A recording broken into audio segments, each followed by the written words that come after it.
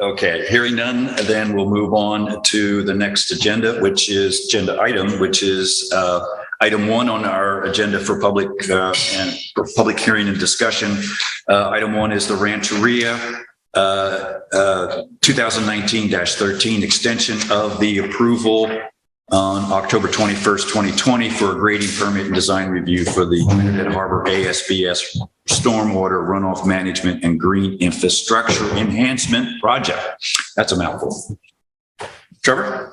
Yeah, so the Planning Commission approved this project in October 2019, or 2020, sorry. It is a project that the Rancheria has been working on for a while to eliminate their stormwater discharge. So just like the city back in 2002, I think it was, we all got cease and desist discharge orders from the water board because of the Trinidad Bay ASBS. The cities was because of the stormwater outfall. The Rancheria was because of runoff from the parking lot and the pier. They replaced the pier. Now they're working on doing infiltration projects in the parking lot. That discharge. The permitting and funding process is taking a bit longer than expected. So the Planning Commission's approval was for 2 years with the option to grant an extension. They are working through the coastal development permit process with the Coastal Commission. So I know that they are actively still working on the project, and they have requested an extension. In reviewing that, I did notice that the condition for 2 years was missing a line, so it looked like maybe approval of the project entirely was only for 2 years, but it's really until it's vested in terms of construction. So I would recommend that you go ahead and make the extension for another 2 years with the amendment to condition 2 as noted now. And I'm happy to answer any questions. It looks like Ron Sundberg is here from the Rancheria as well. Yep. I think it's just, in my opinion, pretty straightforward, but I would certainly like to hear from Mr. Sundberg if you would like to make any comments prior to opening the discussion to the commissioners. Ron? Yes, can you guys hear me? Yes, we can. Okay, I'm sorry, I'm having a really time hearing. I'm on my cell phone. So yeah, we've been working really hard trying to get this coastal development permit. We thought we were going to be on the agenda for September for approval. In late August, the Coastal Commission came back with some more information requested regarding our rock slope protection. We moved very quickly through that process to provide a response to them, and I've sent the response, and we're waiting to find out if we're going to be on the November agenda. Once that coastal development permit is approved, we can go on to the next phase of this project, which is the putting together the bid documents and stuff, in hopes that we can get this project under construction, hopefully this summer. So we would definitely appreciate a extension in your guys' permitting. Thank you for the comments. Any questions or comments from the commissioners for Ron? Go ahead. I'd just like to say that the Rancheria and the construction workers have been doing a really good job. I cruise town quite a bit to see what in the parking lot and in the city. And they've been working hard. In fact, they were even working in the rain one day or maybe 2 days. And the equipment looked really good. And on the way down, Galindo and around that corner, they had workers with flags and cones. And I just think that what they were doing was really good. And I would like to see them get an extension so that they can finish this, because we're all hoping for a lot of water. Yeah, so definitely we are too. And if this project is completed, we'll be happy, very proud to announce that we've pretty much met all of the conditions with the area of special biological significance and the prohibited discharges. So this is kind of our last major hurdle to comply with that. So very excited about this project and hoping, fingers crossed, that we can get moving on it soon. So it's been quite a process. Yeah, I'd like to thank the Rancheria for the thorough plans and how well it's laid out. And if you happen to have an opportunity to put something up to show the community what's going to happen, there's a lot of people asking what's going to happen, when's it going to happen. But it's a really nice plan, and really thank you for all that you're doing there. Yes, and I can comment on that. We actually, once we move through the permitting phase, part of our grant requirements is to hold a kind of a public meeting down there to walk the project and show the community what the project consists of. So there will definitely be some community engagement there. Thank you. Great. Any other comments from the commissioners? Okay, I will at this point open it up for any public comment. And hearing none, I'll bring it back then to the commissioners for any final remarks and or a motion. I'll make one more final remark. Rancheria and the construction workers had that area really roped off well, and it was real busy in the summer. And they just had it roped off and regulated so that the tourists couldn't get in there. A couple of them started parking up the hill a little bit on the way down, but they really did a good job to keep everybody out so that their construction machines and the workers could work. And I thank you for that, because sometimes we've got doors open in the street, we've got trucks out there, we don't have any cones, and people are coming around corners. So thank you. Sorry, I did have one kind of informal comment / request for the Rancheria. If, I don't know, in about a year's time, if you're still running up against just challenges, and I appreciate all these are well out of your direct control, just maybe circle back and give us a heads up just so we can kind of be aware in case folks ask us, as they do from time to time. Of course, we'd be happy to, for sure. Thank you very much. Sounds like a good idea. Yeah. Anything else? Can we entertain a motion? Sure, I'll make one. Based on the fact that the conditions have not substantially changed and the fact that the Rancheria is continuing to actively pursue all the necessary permits and funding, I move to extend the approval for a grading permit and design review for the Trinidad Harbor ASBS Stormwater Runoff Management and Green Infrastructure Enhancement Project with the following modification to condition number 2. Based on the findings that the community values may change in a year's time, approval is for a 2-year period starting at the effective date and expiring thereafter unless construction has commenced or an extension is requested from the Planning Commission prior to that time. I'll second. Moved and second. Any further discussion? Hearing none. All in favor say aye. Aye. Opposed? Motion carries unanimously. Thank you very much, Mr. Sundberg. Appreciate you being here tonight. Yes, thank you guys. Have a good night. You too. Okay, next item on our agenda is the housing-related zoning ordinance update, discussion regarding a zoning ordinance amendment to add provisions for reasonable accommodations to the zoning ordinance. Trevor?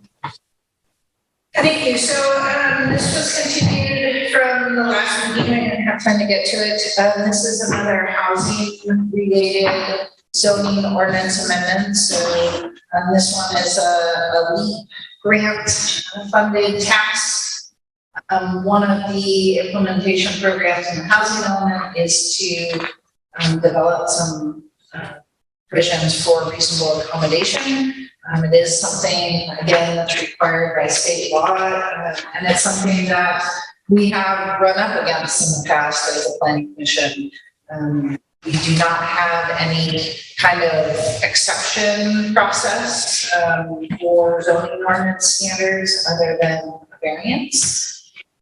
Variance findings are very limiting, so they're really for physical limitations of the land, and so don't really provide for alterations to accommodate disability. So that's basically what this is under the ADA, the Americans with Disabilities Act, they do have a right to have some modifications to zoning limits standards for reasonable accommodation. So this would be something like a handicap, wheelchair access ramp that doesn't need a front yard setback or a side yard setback or something like that. So that is the purpose of the amendment. I used an ordinance that I found, some examples that have been certified by the Coastal Commission. And so that's what this is based on. I have also sent it to the Coastal Commission for review and comment, but I haven't heard back from them. So it would just be a new section in the zoning ordinance. And I think it's pretty straightforward for providing that approval. And I had a couple of comments in the ordinance that I'd like to get some feedback from the planning commission on. And other than that, I am happy to take questions. Okay, thank you. Normally what we would do is we would just kind of go through maybe page by page, but before we do that, are there any general comments or clarifications that the commissioners would like to get from staff? Yes. So who is going to okay the reasonable accommodation? Is it going to be you, or is it going to be the building inspector? Or is it going to be That is one of my questions. So if you look on top of page 6 under review authority, that is one of my questions, is who the review authority should be. So I would like to get some input from the planning commission on whether you think that should come to you, or whether you think that's Eli or myself would probably be the three, or the building official. And it might depend partially on what the request is. So my view on that is that you should be doing it, because you know the plan, you know the code, you're here all the time in this element.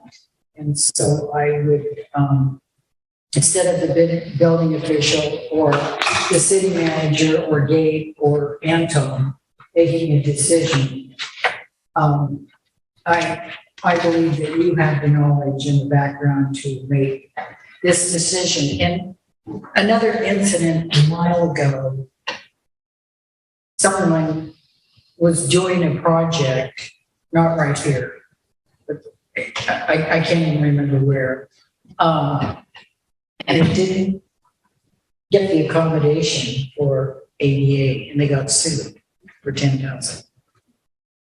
So I'm just telling you that I know that from the past, and just because, you know, I'm in a family with building and design. So my view, and I read this really closely, the zoning ordinance, and it's kind of redundant in certain places, you know, we got to accommodate. And just like you said, you know, they need to get a ramp. They need to make sure it's not going out in the street, but they need to have accessibility. Yeah. So I would prefer that you do it because of your background and your experience. I did have one general question. and maybe I missed it in here, but how would this apply to properties that have potentially ADU, JADU, STR type properties that also want to make themselves accessible to be open to that group of people? Would they fall under the same kind of expedited accommodation process? That's a good question.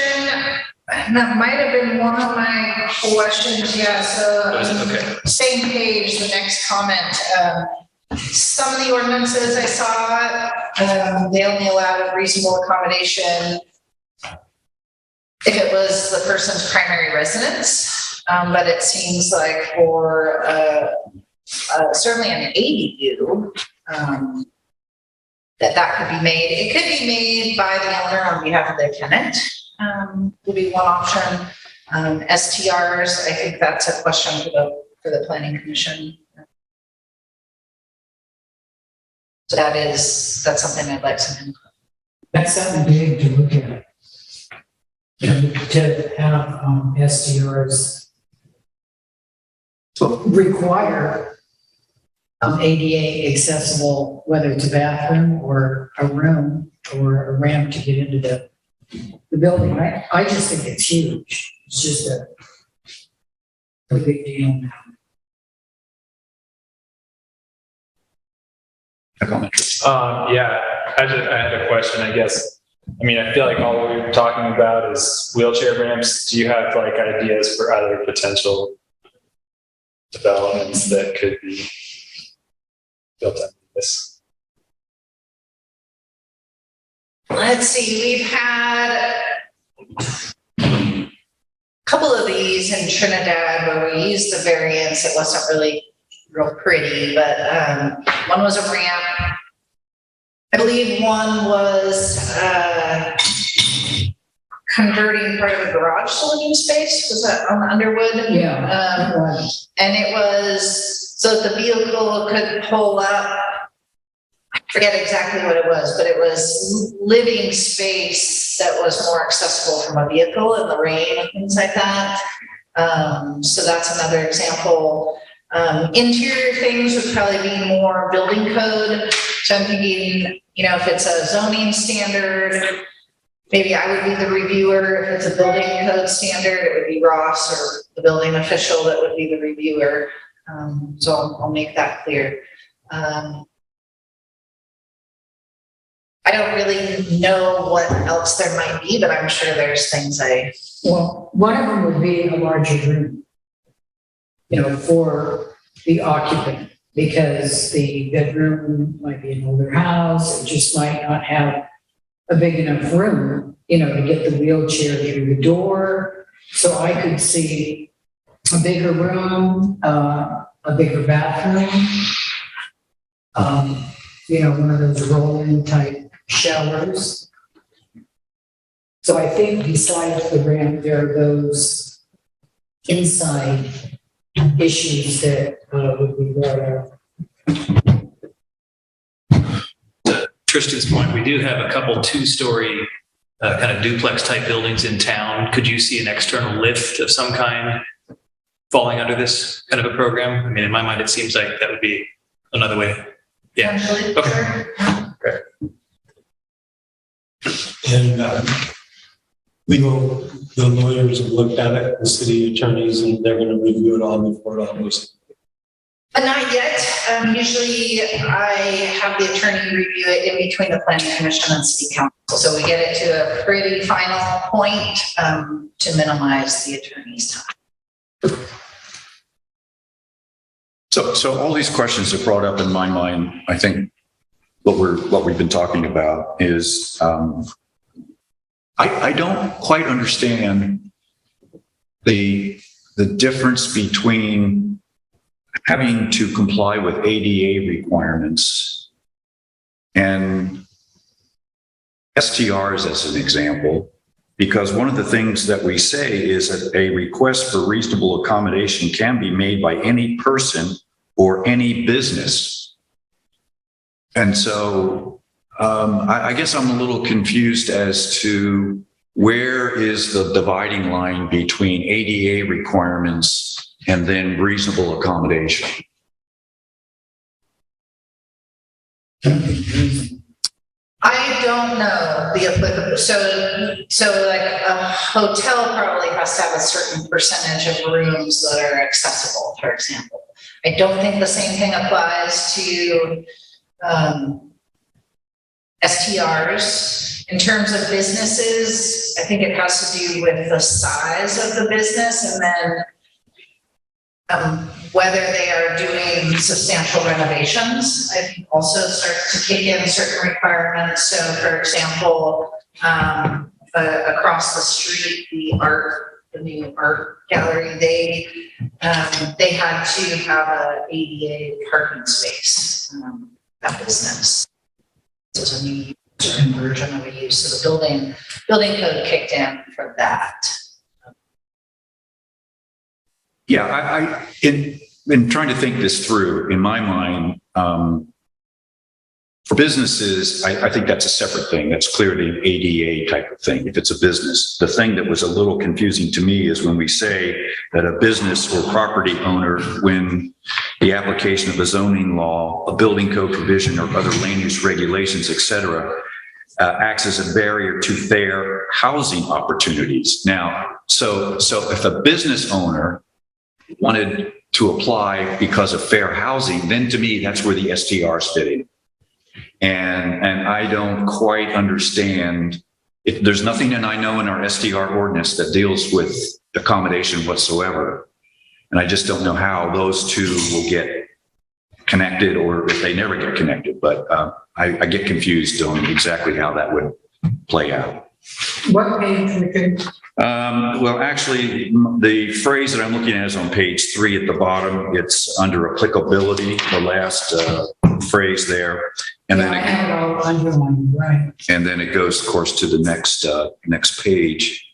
And it's pretty clear what they're saying is that the application of a business would be only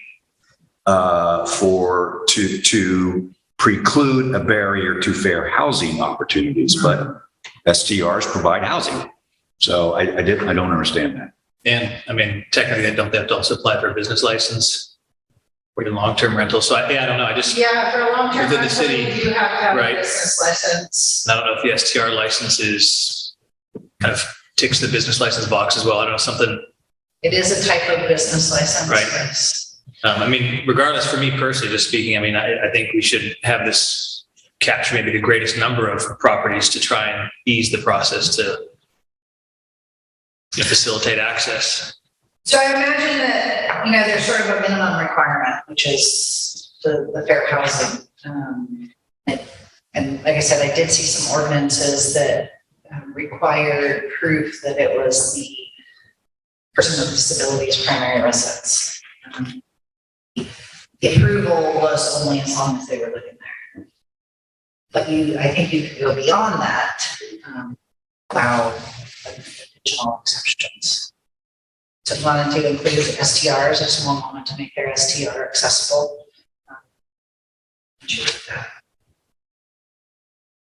Well, I guess from our perspective, it's whether or not that would become a requirement. At this point, this is voluntary. It would be a request of the property owner. Okay. Any other general comments? Okay. Is acceptable if we just quickly go through this?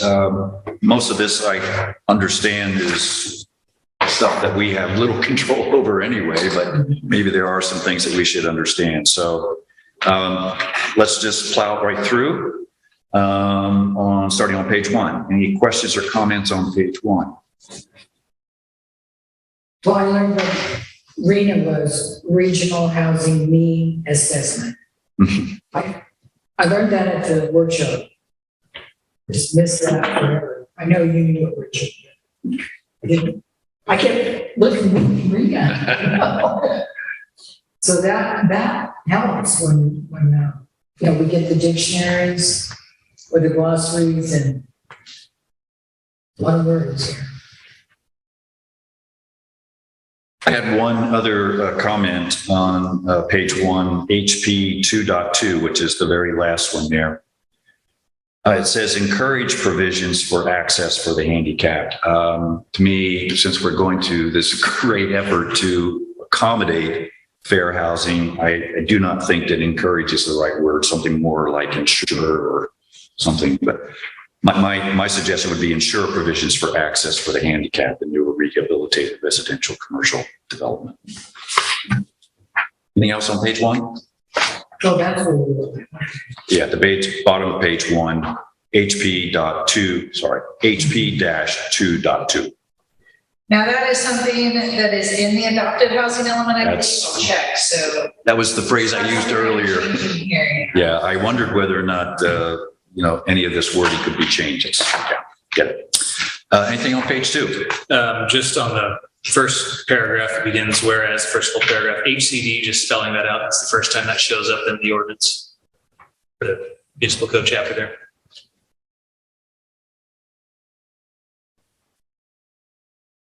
Okay. Anything else on page 2? Page 3? We had our discussion on eligible applicants at the end of at the bottom of the page. Anything else on page 3? Page 4?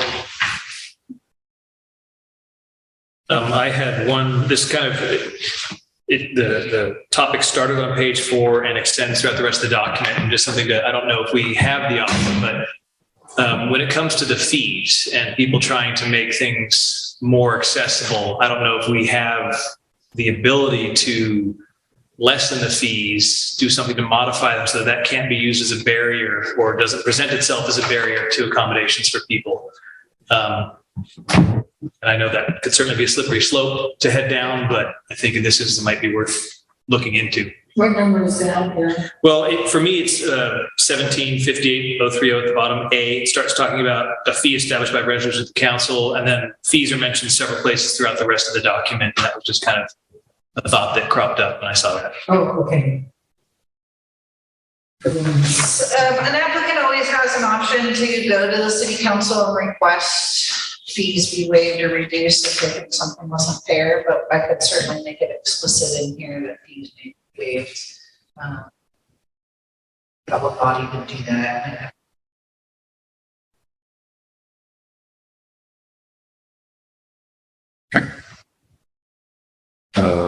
Anything again on page 4? Move to page 5.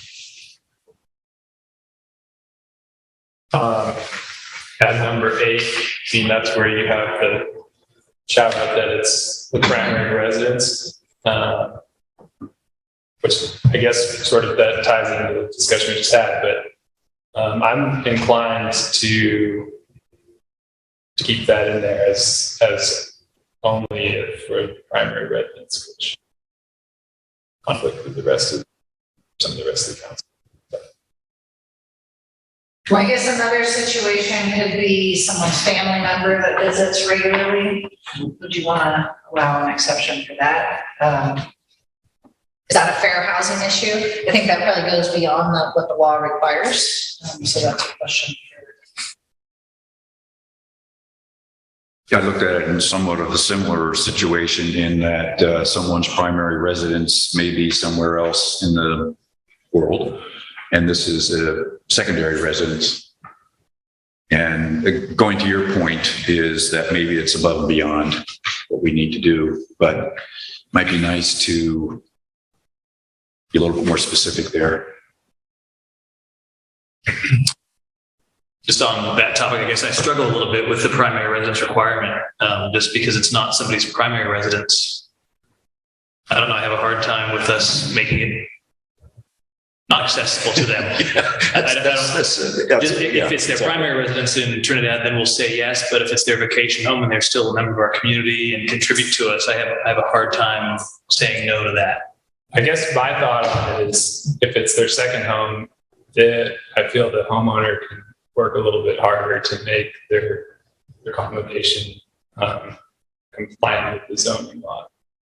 Sort of, this is like this. I see this amendment as like we're trying to help people out who are living here maybe it's difficult for them to access their home due to their disabilities, but also there may be like some financial issues. But I guess in my mind, if it's a second home, like it should be able to try harder to make it accessible for themselves. But that's, obviously penalizing the out of towner,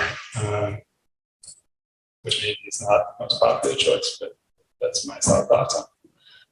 A compromise might be that if it's a primary residence, then it's an administrative approval, and if it's not a primary residence, it's the planning commission.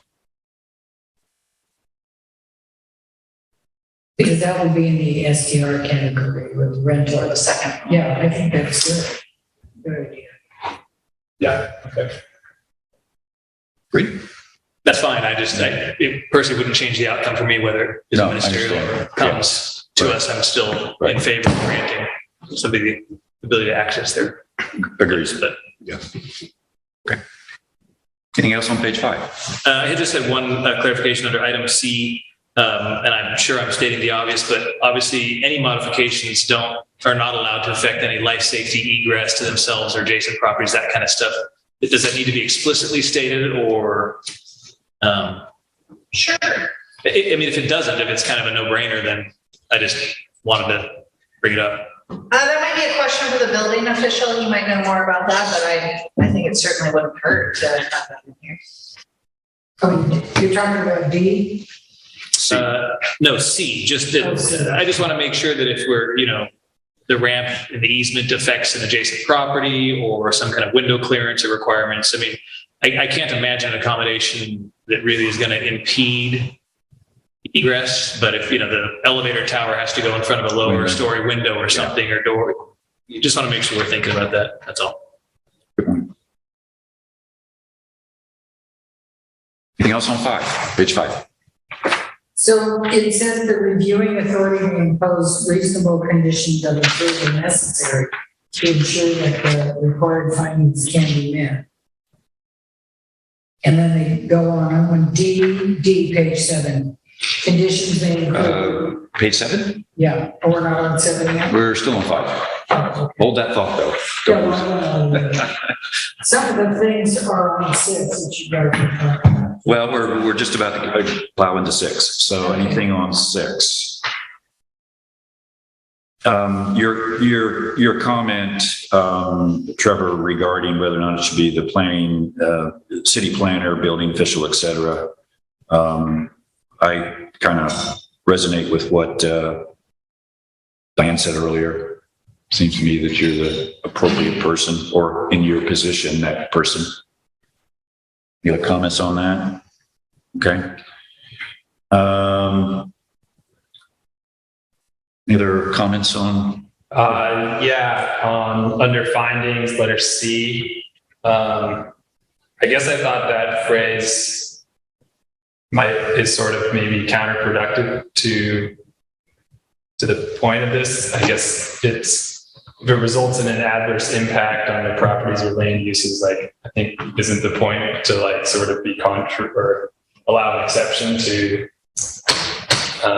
like the zoning or the various laws that may apply. Yeah, I mean, the purpose of a setback is to maintain distance, so I suppose that finding, I think, but I also think that finding might get at what Aaron was talking about in terms of health and safety. So maybe that finding should be worded more specifically in terms of the type of negative impact.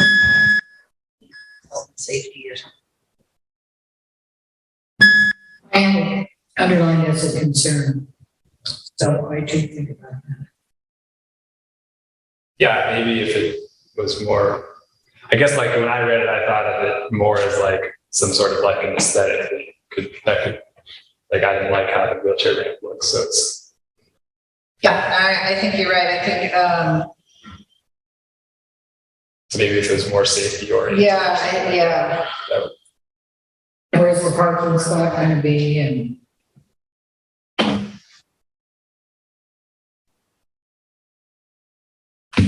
I had one comment on under findings E. Says whether the requested accommodations will require fundamental alterations or frustrate application of any city program. Wasn't sure if that was the right word. Frustrate. I think I understand what it's intended to say, but is that a state mandated word? I guess I should ask. It is pretty common. I can't remember if it's Okay. where exactly, if it just comes from ordinance or whether it comes from the state law. Well, it is a little bit awkward wording.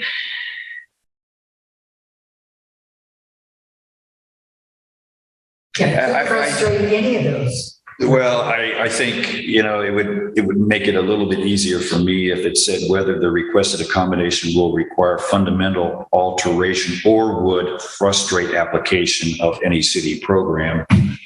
That then would be a little bit more clear to me. It's just the fact that they were making it so overt, like frustrated, just like I said, maybe it's a state mandated thing. I'm not too worried Just put about it. his little wood in there.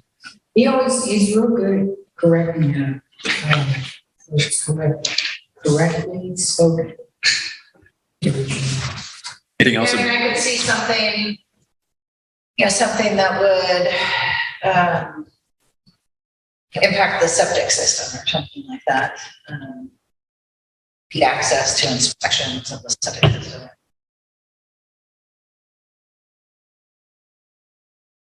Anything else on page 6? Page 7?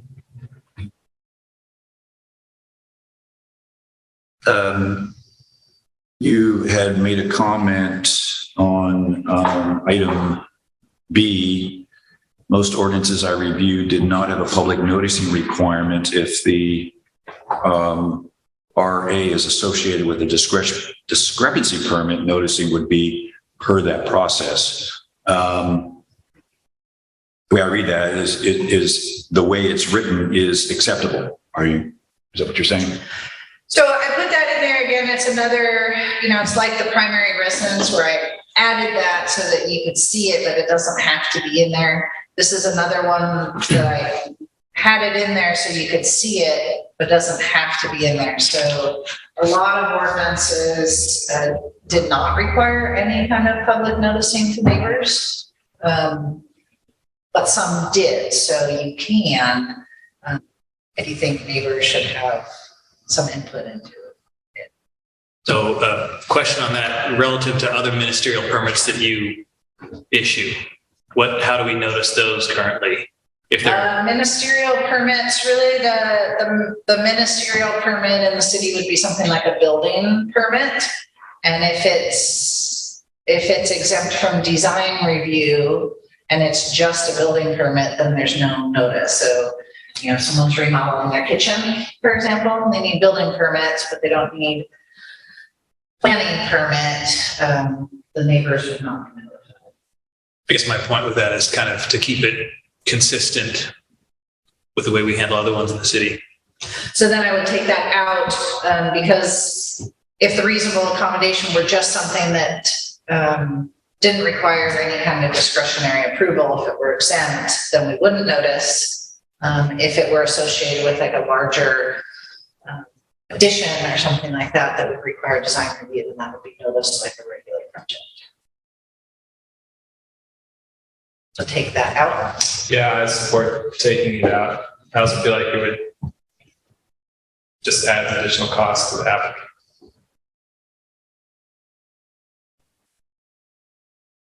Anything else on page 7? Regarding D and F, make sure I understand what my comment here was.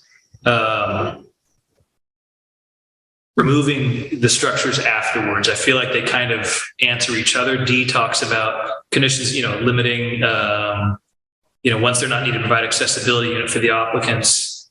And then I feel like that's covered again in F. Kind of fairly well, that they'll be granted and then it doesn't run with the land. I just didn't know if that was duplication of effort there between those two, if F kind of answered that point in D. And then I had a clarifying question. This applies equally or consistently whether the person is a renter, or does it have to be the property owner, or how does that go? No, it could be a renter, so the property owner's permission would be needed. Sure. And they would probably be the applicant, but on behalf of the renter. But as far as standing, it doesn't matter who's asking. Okay. And along with that same paragraph F, once again, we talk about the director. And so I would assume that wherever we see that, that would be the planning person. Okay. Anything else? Anything So else? the accommodations are set of a variance. Yes, so that's the variance is the only mechanism we have now, but it's very difficult to make those findings. Anything else on 7? And I think 8 is, anything else on 8? Anything on 8, I should say.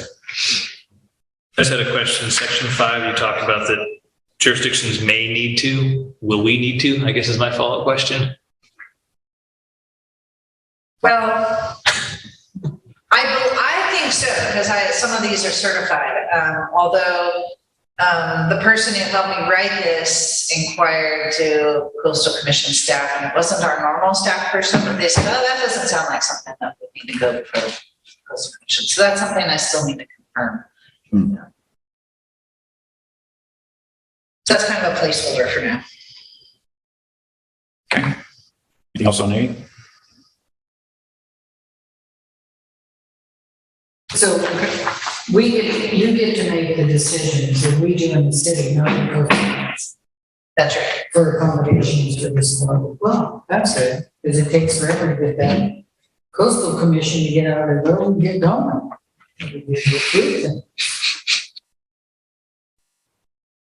Okay, at this point, I'll open it up for public comment. And hearing none, I'll bring it back into the commission for any final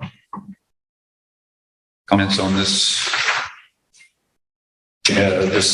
amendment. It's just a question. Where does it go from here? What's the? That was going to be. I'm going to work on a Sorry. few That's all. tweaks and amendments that we discussed tonight. Sounds like a little bit of clarification in some places, and then bring it back to you. Eventually, it'll be a recommendation to the city council. And I will check with the coastal commission.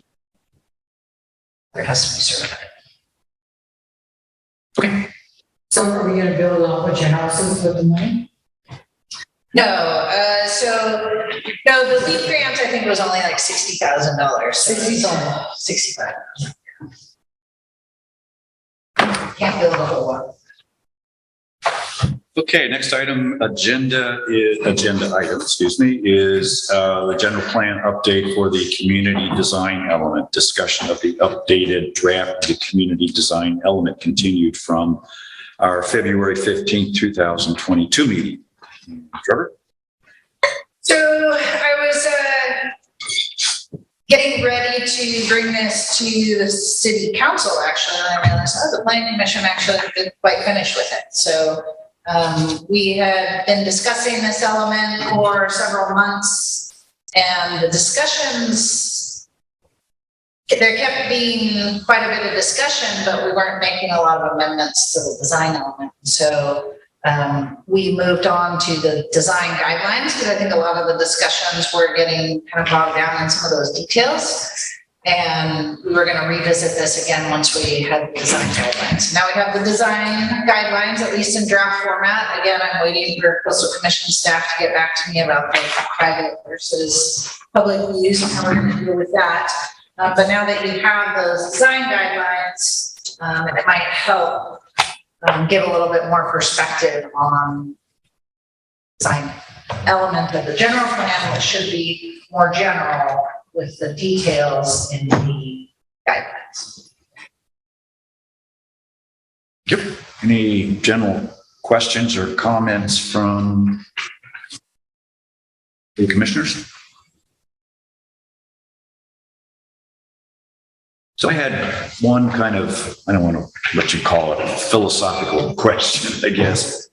I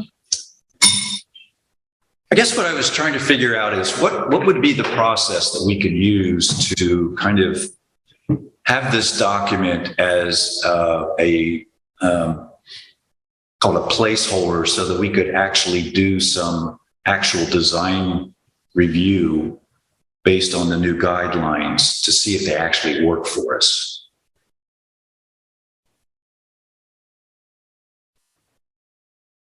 Am I making myself clear? No, I mean, when we reviewed the Vanderpool project, I mentioned a few of these things. I guess that would be a question for the attorney. I mean, I don't think you can, I think it would be difficult to deny a project based on, guidelines that aren't adopted. But the planning commission does adopt policies. I'll ask the attorney what avenues there might be, because in a sense they supplement the design guidelines that we have. So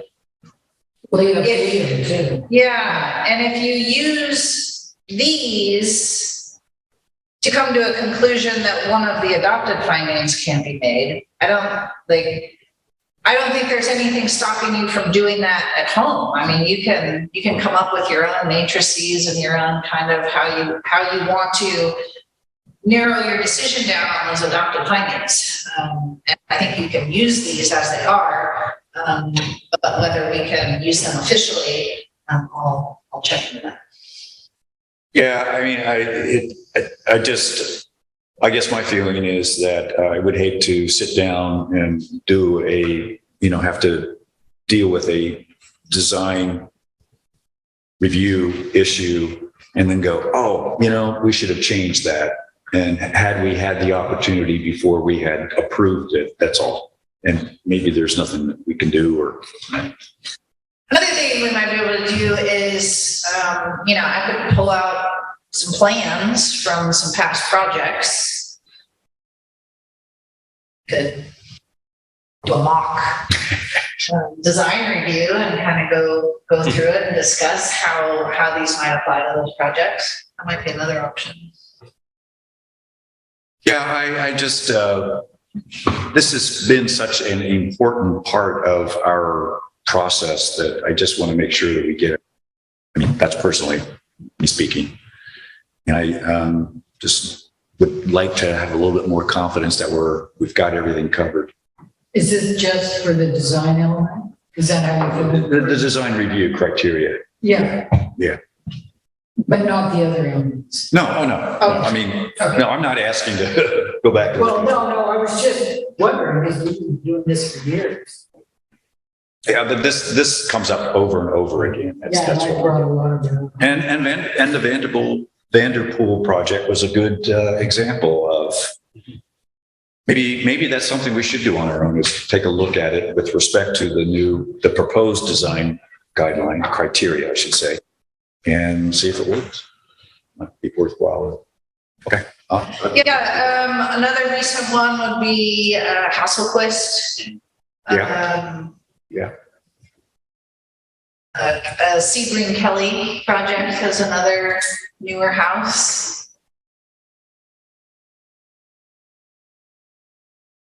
The chapel, that wasn't a real major project over east.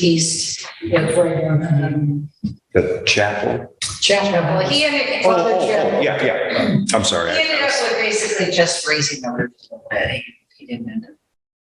Yeah, we did a lot of landscaping and it's Well, yes, very he made that look nice. very nice. Yeah. Yes. Yeah, so we could look at a few projects in light of these. This probably happens every time new commissioners go to trainings, but I learned a new word at the training we went to last week, and it's form-based guidelines. And I didn't know, I feel like, and as I understand those, and please continue to educate me on these, they're kind of almost pictures of what you want things to look like. And I didn't know I feel like that's one of the things that I struggle with when trying to determine what our small town character is is that something we could look into and take pictures of a particular street or a few homes or just some diversity of design? And these are the kind of things that we think fit here. It's eclectic and it's, continuity. So I didn't know, and I recognize that's not a good way to try and complete this and move this on. But I just learned the term, so apologies. Yeah, I think, yes. So, and it's not just houses, it's streets, which, your streetscape or cross section kind of thing. I'm not super familiar with the form-based codes, but they are definitely becoming more and more used. And they are, that kind of thing is used commonly in design guidelines. So, I believe City of Carmel has one that's like that, where, but it's, their design guidelines are way beyond what Trinidad would need. And so I haven't used that as an example, but that would be one you could look at and I think you could do that on a scale, in Trinidad. In Carmel, they get into a lot of things that we don't get into as much in Trinidad, but certainly the housing, siding and architectural features and, colors and bulk and orientation and those sorts of things. Certainly, if you have examples of things that are good, I don't know if you want to. And you can have bad examples, maybe not from Trinidad. If you Might even have some bad examples here. But things that aren't appropriate for Trinidad. So yeah, I think it's one of those things that's so subjective. It's not something I've felt I should dive into, but if someone wants to do that, certainly the city could hire an architect or somebody who does that kind of thing, or it can come from the planning commissioner. Well, I can certainly help. Just that I don't feel like I should go around Trinidad saying this is what houses in Trinidad. Well, I think in our site, in our design review, when we review a project, they want the structure and the colors and the landscape to all fit. And so is that form-based? Yeah, it's simpler. Yeah. And then it's not, it's maybe not a 10-foot setback, but it's a general spacing between structures.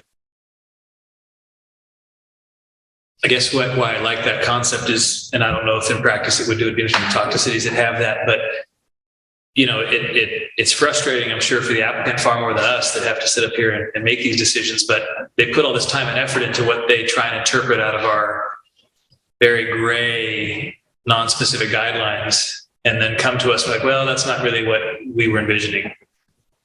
So we can give them examples. And, I used to think that was more an issue for new construction, but we just had a recent example where it was a remodel, which is very likely in this town. New construction is unlikely, but remodels are, and upgrades are very likely. If that's something the commission's interested in, I'd be willing to work on that. But I nominate Aaron to be form. But it would need to be something that, and if the commission, that's a neat idea, let's kick that down the road that's fine too. I do, a number of years ago, it was an internship project, but they did an architectural survey of Trinidad. It was fairly informal, but I'll send you what I had. And I kind of, not that it did every house in Trinidad, and I think it did quite a few houses in Trinidad. I'd certainly be interested in learning a little bit more about it. Yeah, me too. So if you're willing to do that, Yeah. Great. Thank you very much. Yeah, We'll make some cake after you do. Fantastic. That's a deal then. I didn't like, in regards to that Vanderpool project, that stuff that was already decided about that house in 1978, here we're revisiting, where it was full on said, this house needs to stay low profile. this house shouldn't be spread out, it shouldn't be blocking neighbors' views. And now we're having to redo the same thing again. I'd like to have it some way that we could just say for the future, this is how it is. You know, you just don't do that. You think about your neighbors. And I think you could. I think you could, for a project that's particularly sensitive or particularly sensitive location, you could require a condition that's some sort of restriction about the size. That at least then would give people notice. I think it would be hard to tell, to say, well, in 40 years, because that was 40 years ago, right? They can't. But that's why we're doing things, is to set a precedent for the future. And in 1978, the Trinidad General Plan, I took pictures of that, of what was presented at that, and I thought, this is laid out really well. And why are we redoing the same thing over and over again? And I could share the pictures, the screenshots of what, how he presented the cases of like, yeah, this is affecting my views. And I don't know, I just thought it was well laid out. It should be right front and center. If you're going to pull a permit, you got to look at this. How's it going to affect that and that? How's it going to affect your neighbor's view of Trinidad Head? Well, I think we spoke the words that they needed to hear. Okay, any other general comments before we move into the specifics of the design review, chapter 17? Okay. Feel comfortable just going through it page by page very quickly? Okay. You keep adding very quickly. It's always a goal. Eternal quest. That's a good goal. Okay, page 1. Anything on page 1? I just had a question under 17060020, the second bullet point in bold. You refer to two sections, 0.072 and 0.74. I could not find those, so I don't know if those links need, or those references need to be updated in the municipal code. It seemed to just go right from 70 to 80. Yes, because those are the new exemptions that we were working on. Got it. Okay. So they are. I was trying to remind myself what the exemptions were that would fall under that. Okay. All right. And obviously in that same chapter, the second line there where it says grading permit, landscaping, that there's something that's missing or is supposed to be there. Oh, well, so that was one of my questions for the planning commission, and I think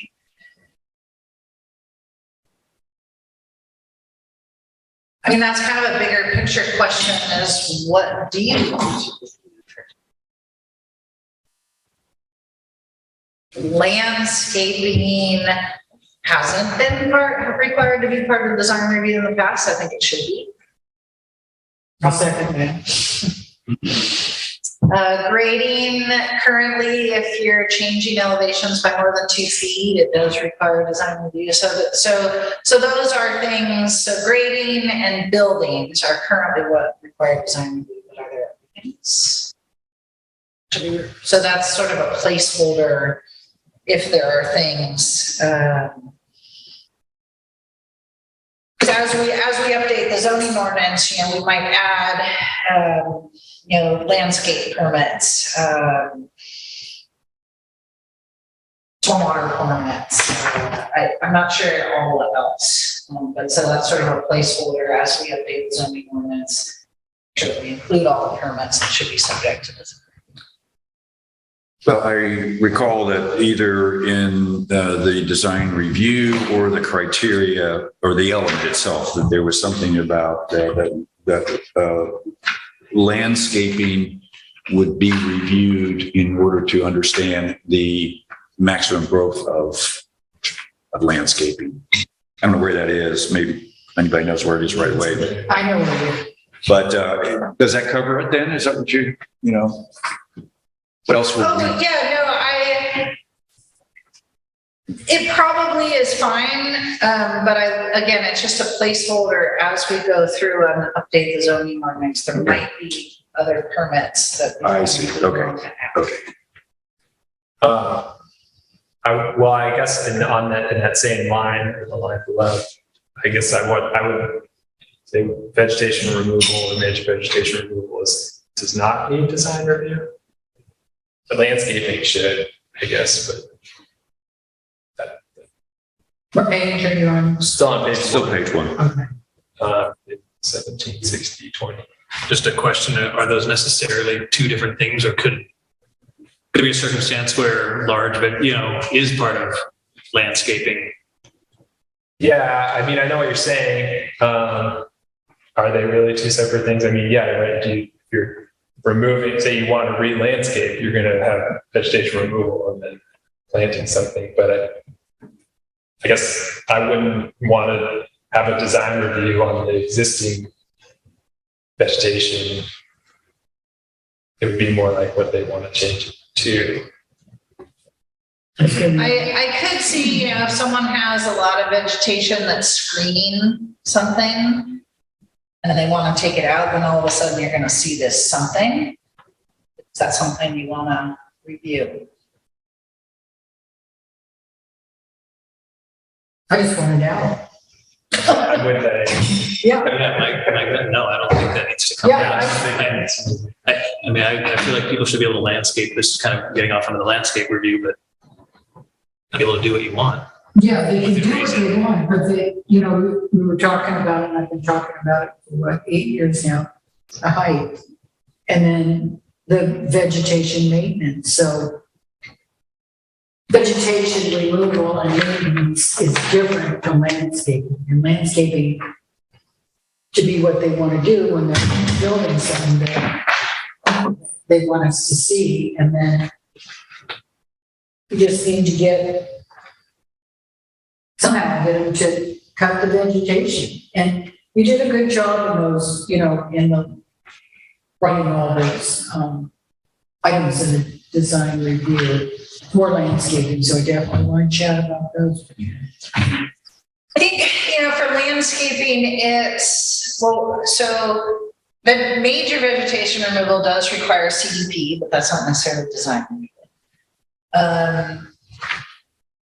Can you refresh me, sorry, what that definition is, what qualifies as major vegetation removal? Yeah, we talked about that not too long ago. So it's trees of a certain size, a certain number. If it's multiple trunks, it's a certain cumulative size. Is there anything non-tree that we put in there? I just can't remember right now. There was a square foot requirement. 500 square feet. 500? Sorry, major, I'm sorry, I didn't mean to. Yeah, something like that. But with the landscaping, I think, there are requirements now we need to look at. And maybe it's not design review, maybe it's more a building official reviews it, or I review it, but it's, it has to be kind of drought tolerant.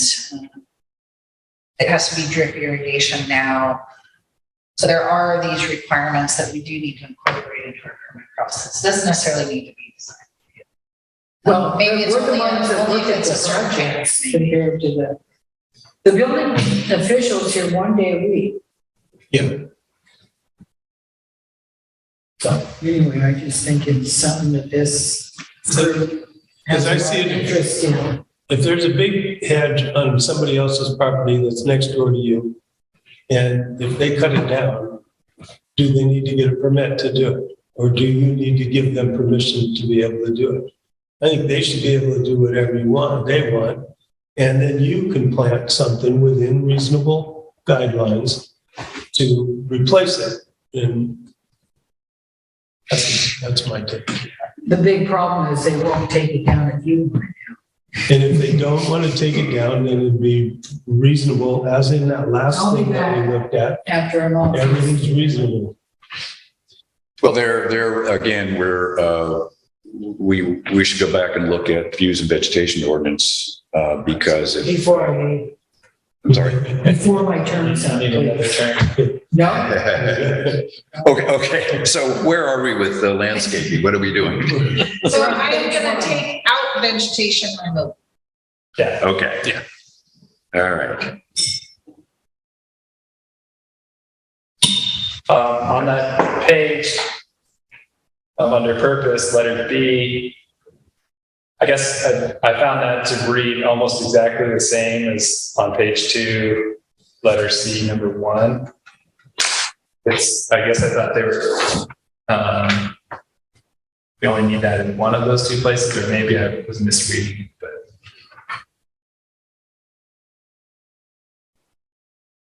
I think you're right. I think it's not particularly a purpose. It's probably fine in C1. Doesn't have It even says it's not. Yeah. Well, the purpose is to demonstrate it's not a purpose. Okay, anything else on page 1? Does that fine, taking out B? I think everyone agrees, yes. Zoning administrator, is that one of those terms we need to pin down? Yeah, so that's basically me at this point. I just suggested anywhere we see zoning administrator, we put city planner Well, we're gonna define or it. whatever.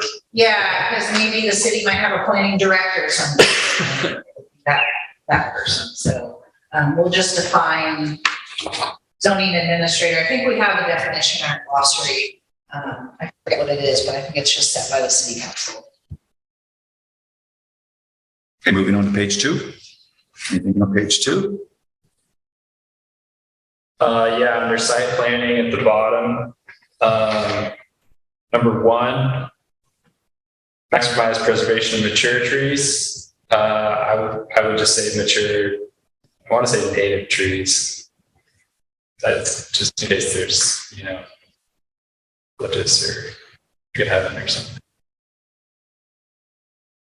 What about like a large cypress? I'd stick to my native.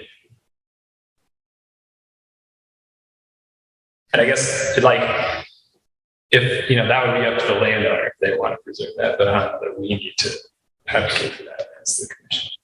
And then in that same site planning category, I guess I sort of think that, and I don't have an answer for this, but the maximizing the preservation of mature trees is sort of, or potentially in conflict with maximizing solar gain. And I guess I would rather, for being in Trinidad, maximize solar gain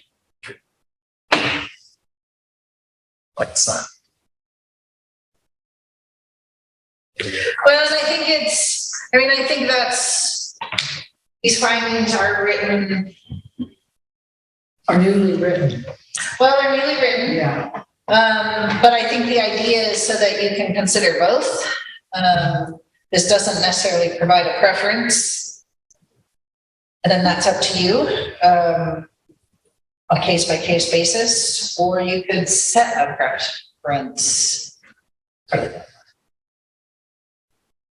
So you'd cut the big trees but leave the solar panels? I got all that in my neighborhood. Both. Big trees and solar panels. No window look out. I mean, I guess one would be in there if someone's gonna basically just strip the lot of all the vegetation and trees. I think we've seen it drive as opposed to in town, Woodbury Road. And so Or Highway 299. that wouldn't, maybe that's not something you wanna see, but if someone is going to remove some trees so that they can have solar panels that are economical, then that would fit within. As opposed to the cutting a lot. Okay. I guess we can leave it as is. I was thinking in C1 that it's for what the reviewer is going to, the decision maker shall apply the following principles. Why does substantial expense incurred to do something good? I mean, I was thinking of maybe taking out the substantial additional expense incurred. I'm not following, where are you, Tom? In C1, I Oh, think C1, I'm that's, sorry. Yeah, okay. you know, if someone's proposing, I don't know, hardy plank or something, and someone says, well, we think you should have cedar shingles. So, I don't know what the expense difference is, but I think that's the idea, is that you don't wanna, or say they're doing a brick retaining wall, and you say, oh, no, you should face it with marble. That's the idea there. Yeah. Yeah, okay, I got you. And then the appropriate design is not based on economic factors alone. That's in number 3. That seemed kind of, redundant.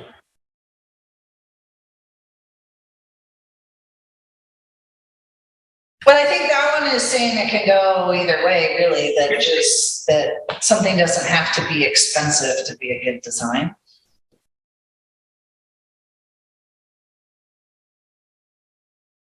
But I think it's also saying that just because something is more expensive doesn't mean you can't require it.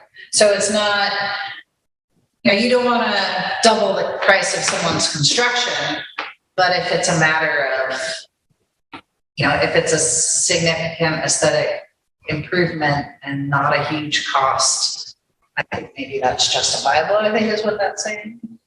I think that's already covered in other things, isn't it? Do I bringing cost into it? I guess is my question. Bringing money into it where it's already covered in something else to make it look good within the neighborhood. I don't care. I'm just talking about it, just thinking about it, and we can keep it in if you like it. You get to enforce it. Yeah, but these are the main findings, Tom. And then we go into the specifics, you know, site planning, landscape, yeah. I have a question on substantial, kind of where the planning commission feels that, and that's, I think, where I have a question. I think I kind of get the point that we want to leave open the door or the option to require things that might incur additional expense, right, in order to pass our design review. But at the same time, we don't want to have, you know, we're kind of trying to strike that balance, but, you know, building in one direction is less expensive than building in the other direction, and the other direction is better for the community character design, whatever it might be. Are we pinning ourselves down by putting this in here? Are we trying to leave ourselves flexibility that if we don't bring it up at all is kind of inherently in the document? That makes sense. You know, I want to build this direction, but that's going to be a more expensive septic system than if I build the other direction on my lot. Well, that's kind of what's happening with Vanderpool. Yeah, I mean, I guess, you know, a substantial, significant, those are somewhat subjective. I mean, they are defined. We use them in CEQA, for example, quite a lot. In terms of economics? Yes. You know, or feasible, you know, what is feasible? There's some legal precedents for that, for example. But I think it's, so, I mean, I think that's something to think about is, you know, how much formula do you want in these findings and how much flexibility? And it's a balance between, you know, you're going to have to use your subjective decision-making every time, and it's going to be difficult versus kind of setting these rigid standards that are not as flexible. And it's a tough balance to strike. They need to be set because they're set in the buildings. You know, how tall, how far back, square footage, all that. So they need to be set. People need boundaries and direction. And this is the plan for the city, for, you know, so that we can live here in this seaside small town. So you could put a number, 5% or something, but I think it's, do 60. you want to tie yourself down to that? Because it might depend on what improvement you're talking about. So I'm wondering if maybe we should just strike or substantial additional expense occurred. So just What make, number, Richard? and we're still on C1, I think, I believe, right? Okay. So take out the whole idea of difference in cost, because it says that the regulation exercise should be that necessary to achieve the overall objectives as set forth in section so-and-so. And then item 2 is appropriate design is based on the suitability of a building for its purposes, et cetera. So I agree, if we don't have to deal with the cost issue, then it becomes strictly up to us to determine the aesthetics of the design. So I'd be willing to take that out altogether and just say it has to meet the overall objectives. I second that. And do you want to leave in 3? If you take that out, then I think 3 is okay. It is just reinforcing the idea that we're not looking at this strictly on the basis of cost. And that shouldn't be our job. Well, I think that's what we're saying. Yeah. I mean, that's what I'm trying to say. Yeah, I like this. Reasonable? Yeah. Okay. All right. Anything else on 2? Maximize number 5, A5 down there. Maximize solar on the neighboring properties and. Oh, I see what you're saying. They should either all have ands or none have Yeah. ands. Okay. Going once, going twice. Okay. Page 3. On page 3. Yeah, grading number 4. I make sense of my notes here, but I guess that last phrase, but reconfiguring the building profile is preferred if feasible. I guess I don't think that belongs there, or we could just get rid of that. I feel like it's not part of the grading.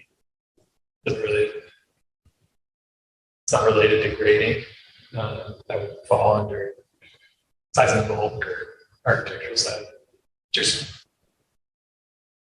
Is that trying to say that we would rather they redesign the building than cut into the earth? Yeah. The intent behind it? Okay. So I think it fits. It is something that comes up in Trinidad in terms of, a hillside.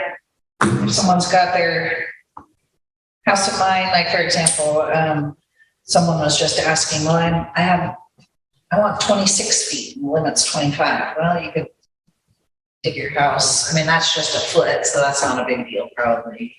Lower your house. Or you could reconfigure it and step it down a little bit. So that's what that's getting at.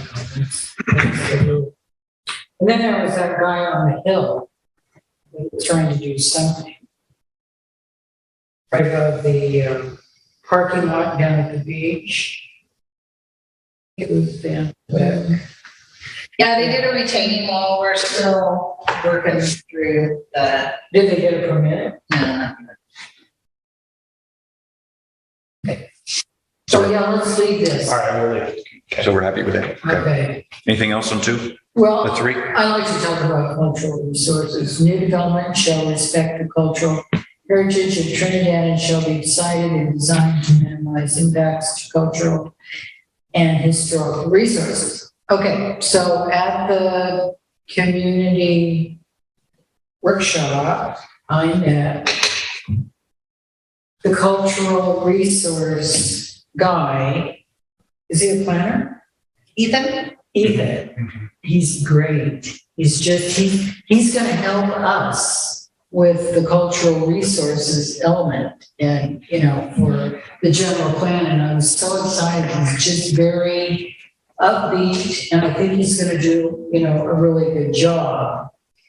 And that was exciting because I don't think you may have said you've got help and we're going to be doing, we're working on this, but I didn't really know what. And so I asked him, the housing guy, different questions, and then he came over and introduced himself. And I think Ethan is a really great resource. Yeah, I think it's going to be exciting to work with him for the city. And then a couple nights before that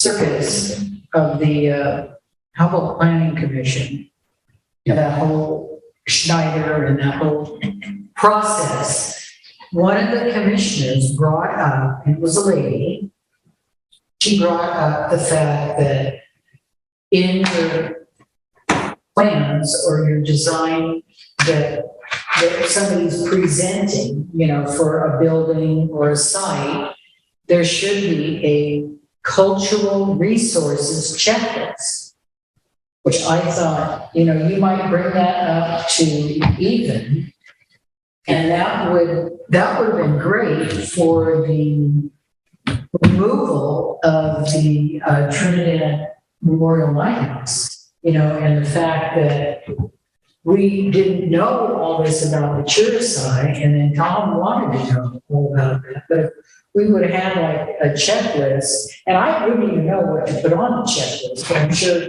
Ethan would, but it's a very sensitive matter. And so I just thought, we would talk about some kind of a cultural resources checklist, and I don't know if we're going to include it or I think that's a good idea. I think, and I think we are headed in that direction. I have been working on the cultural resources element, and Ethan's been helping with that. And I'm to the point I want to start meeting with the tribal entities and get their input before bringing it to the planning commission. But then eventually there'll be some regulations that go along with that. Well, and then maybe they can give you some ideas of what to put on the checklist. Yeah. And then Ethan could come when we get to that element, and then, we could ask him questions because he's got it, So Diane, are you suggesting any changes to this section? Well, just maybe, joint sightings, I don't know how you could write in there, use of the cultural resources checklist, or some kind of wording. Well, it sounds that would be appropriate in the cultural resources element. Oh, okay, I'm not here. Okay. Yeah, but we might get to a point where we bring some more of that into these guidelines at some point. Yeah, through that process. Yeah, because, it's going to come up. It's going to be kind of, okay. Okay, good. It's just hard for me, Richie, to get them in the right place. I understand. Sure. And, all these things kind of are a big puzzle. Lots of dangling edges right now. Anything else on 3? Yeah, I feel like Diane may have actually said this in a previous meeting, but the cultural resources section, what if we move that to the first, so it was letter A, before site planning? Just put that first. For greater emphasis? Yeah, for greater emphasis. It's like that's step 1, really.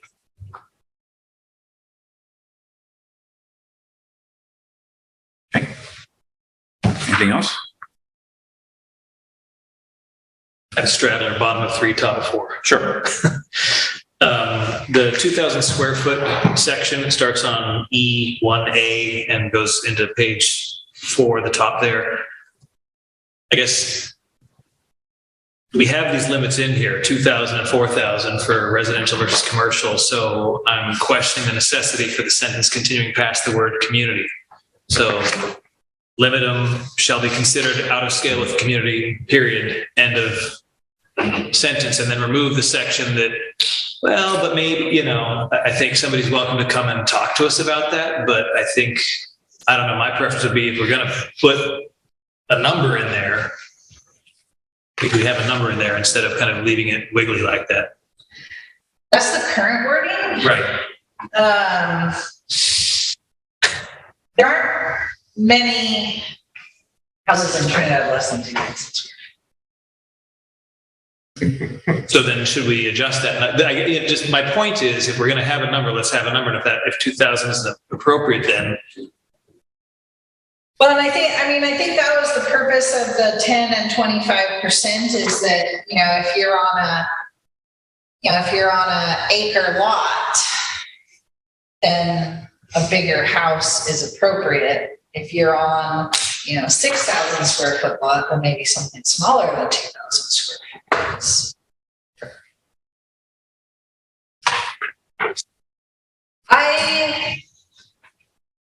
I kind of like it how it is because I think it gives you a box at least, the 2,000 square feet, but it gives you some wiggle room around that. So, because if we didn't have the box, people would come in with, I think, much bigger houses. 20,000.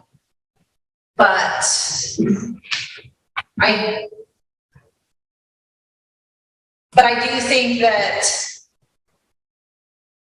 2,000 is, Reasonable. Or not. I guess it depends on. Well, depending on where it is too. Yeah, It's not on, if it's on scenic, or we talked about this before, it's scenic or you brought it up, or in town. I just wanted to talk about it, I guess. Yeah. I think it's a really important one. It is. I think it's one that we haven't had as many problems with as some of the others. So I wasn't as inclined to change it, but it's absolutely an important one. I think the square footage is a big issue, and it does a lot of conversations in Trinidad have been around kind of the bulk and the size. And I also think,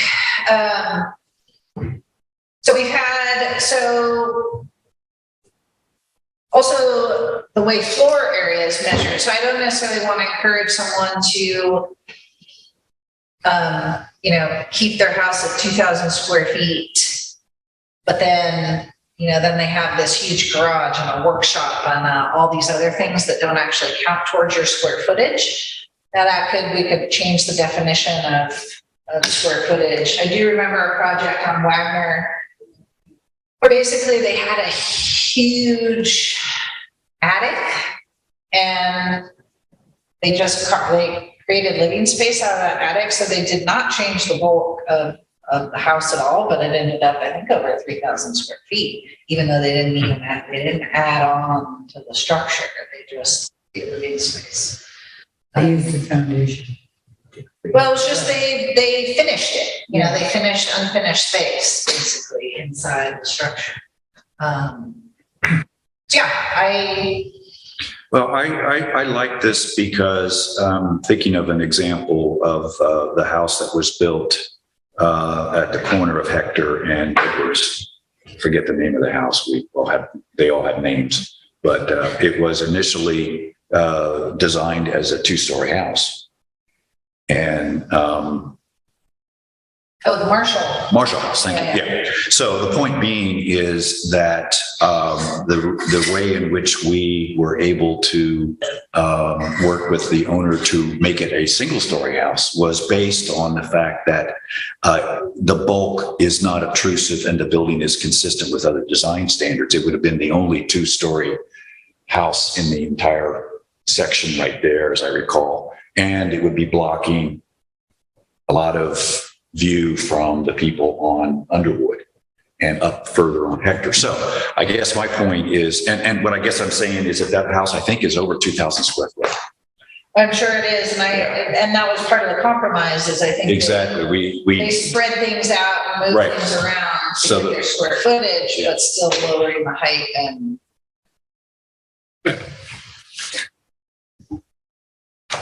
Thank you. Let's see, page 4.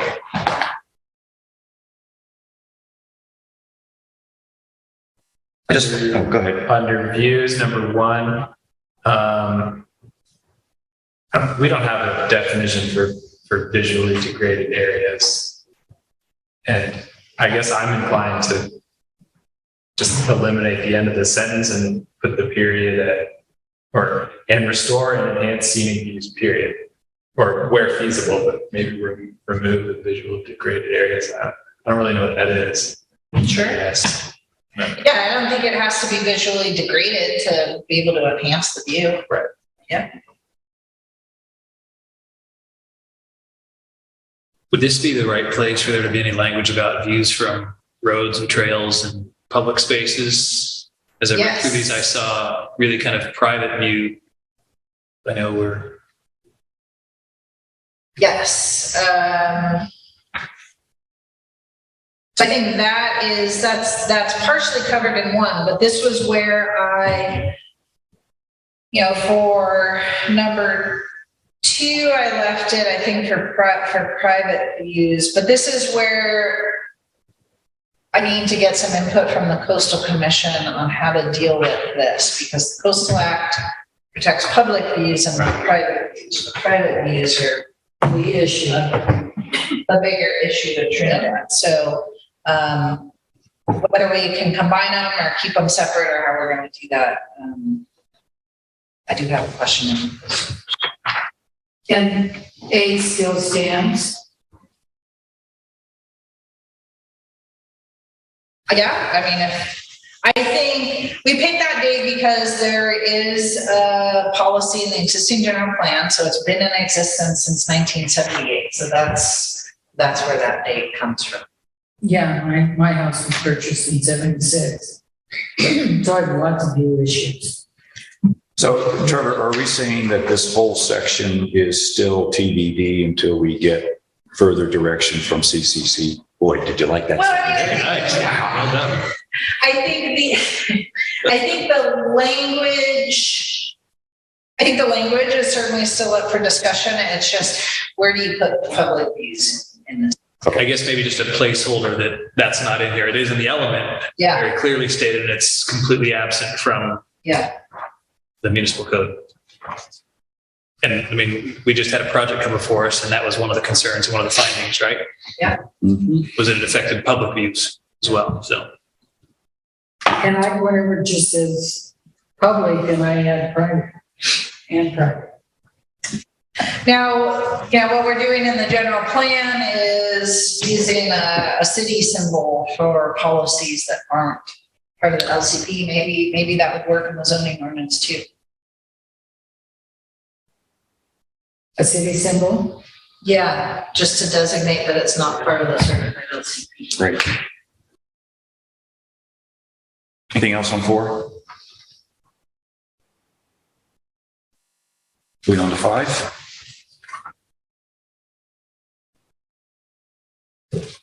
I have one comment under paragraph K, utilities.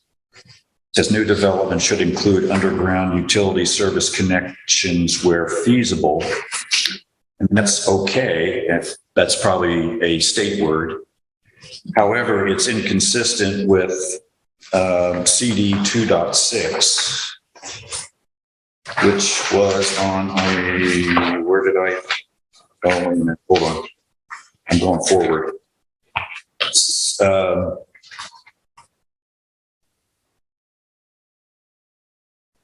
Required apologies. utility services for new development. Yeah, I lost it. Where was it?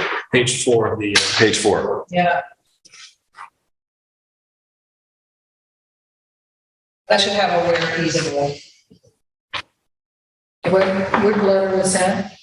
G? CD 2.6, we're in the design element, the next. Yeah, I'm sorry. I skipped ahead.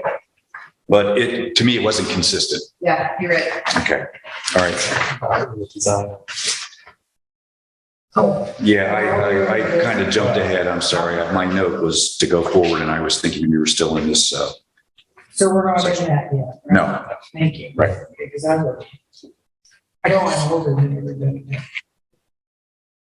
We're on page 5. Yes. Okay. Anything else on 5? Yeah, materials and colors, number 5.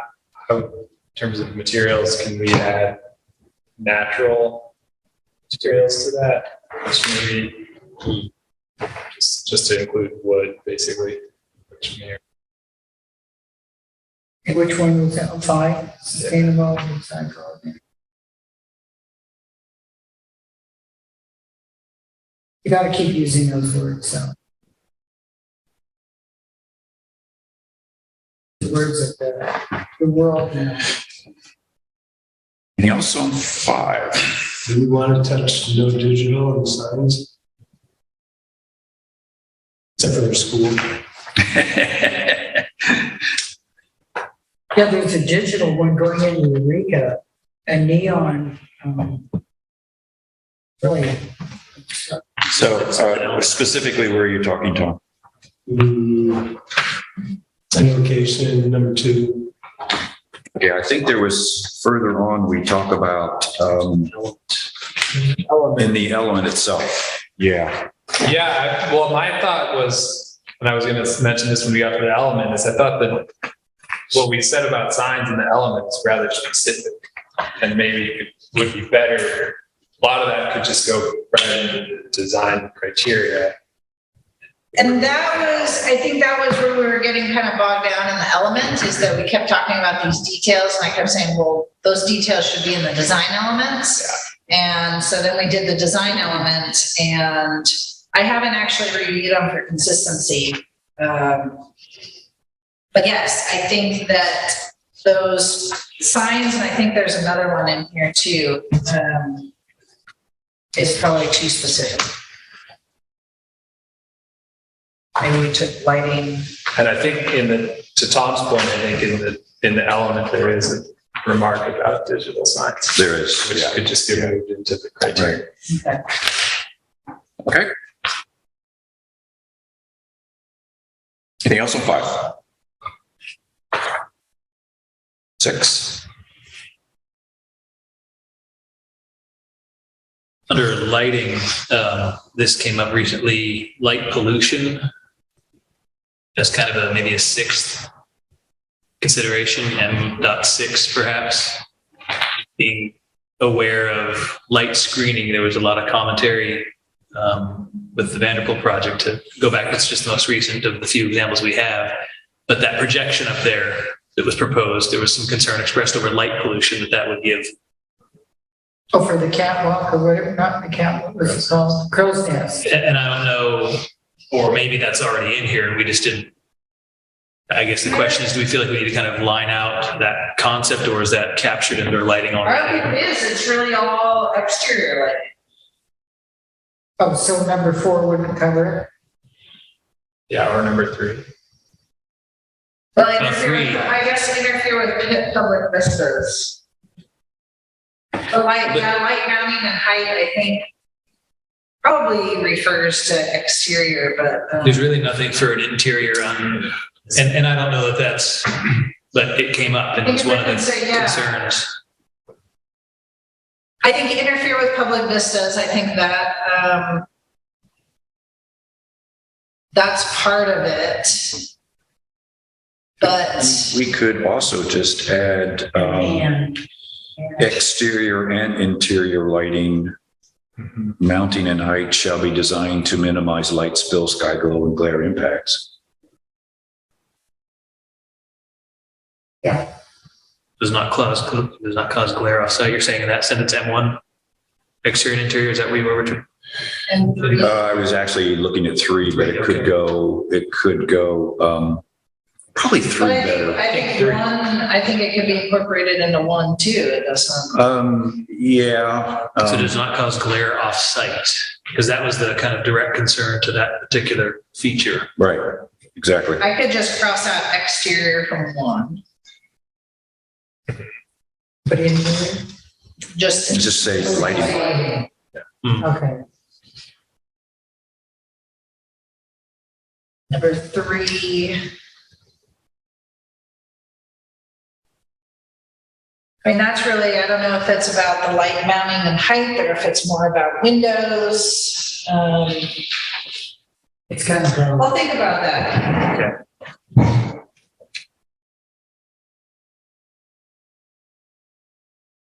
Anything else on 6? Yeah, in P, landscaping.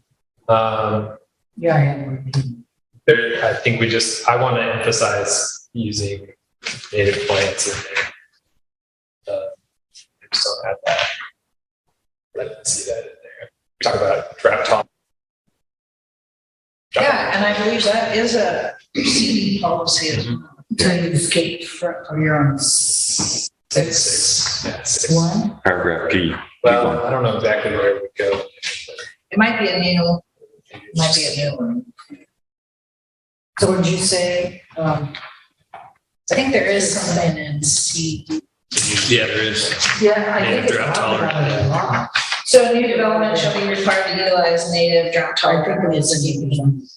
So in number 1P, landscaping shall not be allowed to reasonably block views, the expected height and scale of the vegetation at maturity shall be considered.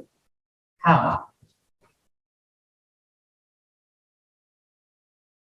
Would the vegetation ordinance theoretically answer that? Or be a good place to answer that? No, Because there's no height and scale. no, I think it's, the landscape plan should be required to show vegetation at maturity. A demand of height or width or whatever. I mean, that's a tough one. It is really tough. I'm not an advocate for a height limit because you can have a huge tree that you can see just fine under. So, I think that the key to me is that it's something that we have to consider, you know, in the landscaping and, you know, in the whole design review process. So I like the idea of having something in there about reviewing landscaping at maturity. But we can always discuss issues like what's the proper way to trim a specific tree so that you can see under it or see through it. And it can be an actual enhancement to Or a see view as we all over know. Or over it, yeah, depending upon, you know, the height of it. So I like having something in there to say, to look at the landscaping, you know, at the mature level. That makes sense. Yeah, I agree with Richard.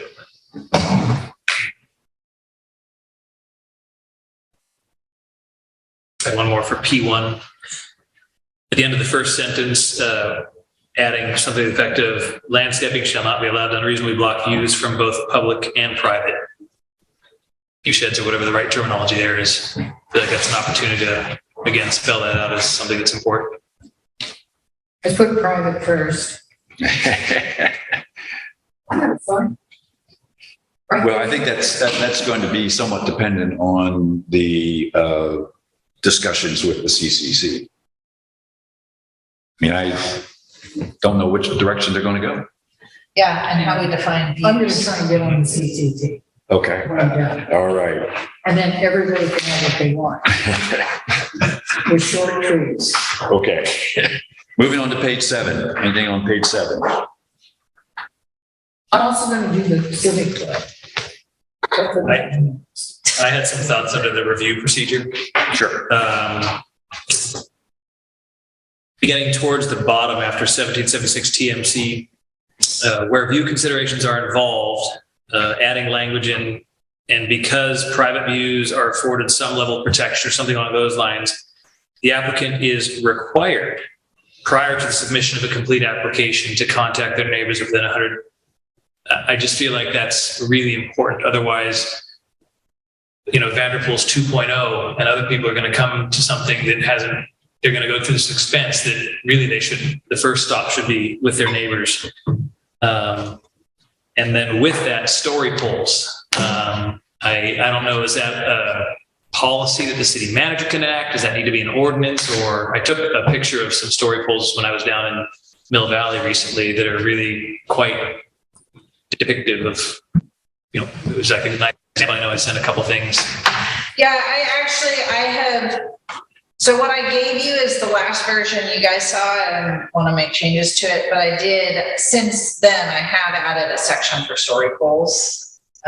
Based on some of the stuff he sent me, I think that that's important. I think for now, it's basically, I think the planning commission has made it very clear that you're not going to approve projects without story goals. Right. So that's, I just, I'd like to specify what we want them to look like too, yeah, and how long. and have some standard, how long they're up, those And types some of things, standards for accuracy, yeah. right? But So it's yes, supposed so I do to, have that in a new version, so I'm gonna add a section on story. and then I don't know how the other commissioners feel about requiring notification where it's likely to have you Well, we impacts. won't look at the plan unless they. Well, they bring it before us, we I think look it's at it. fine, and then, and then when we develop the application checklist based on these new guidelines, one of those will be that you notify property owners and submit proof. We do require that for the views and vegetation ordinance. Okay. Put it at the top of the checklist. Good point. Okay, anything else on page 7?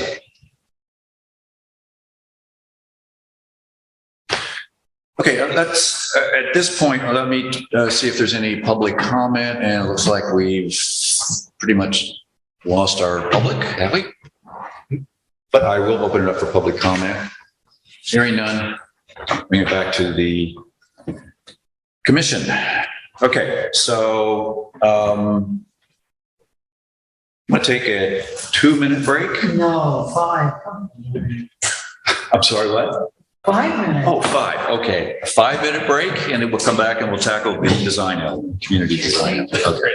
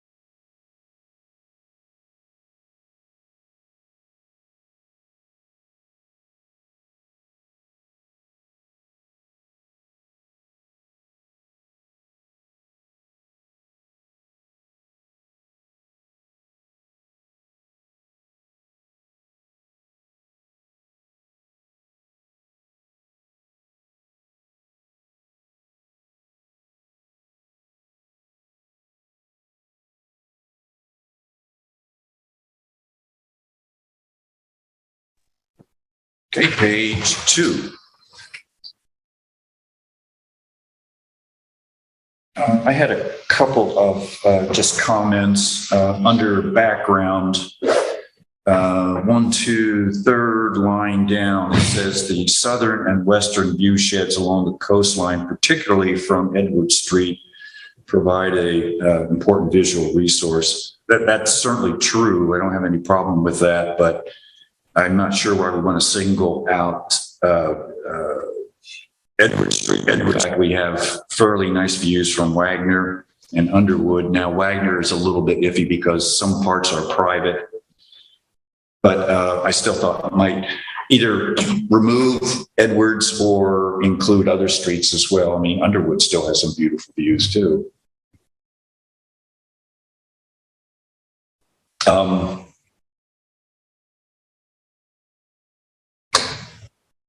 Anything else on? They probably, is that in there because that's the way in? It's the primary, probably public view. But it's only a section of Edwards though. I think it's fine to take it out. Yeah, I like striking it out. Yeah, Trail access is off of other streets as well, so. anything else on 2? Okay, moving on to page 3.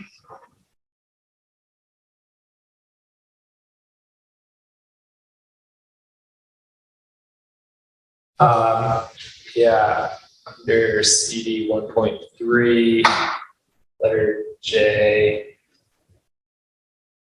I guess that one, like, after reading A through I just felt J was just, it's either just a summary of all the ones above or sort of like a repetitive. Like, I feel like if you met A through I, you're definitely going to meet J or, but also maybe this was one of the things that is a little too specific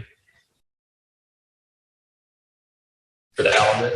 Maybe it would be better moved into the design. Yeah, I mean, I think it's either, because I think the whole idea is that you maintain a high quality of design. So it's either new development that are highly visible from beaches, trails, and open space are held to a higher standard, or just take it out. I wouldn't take it out. I like higher standard. Well, you just said, yeah, you can be held to a higher standard.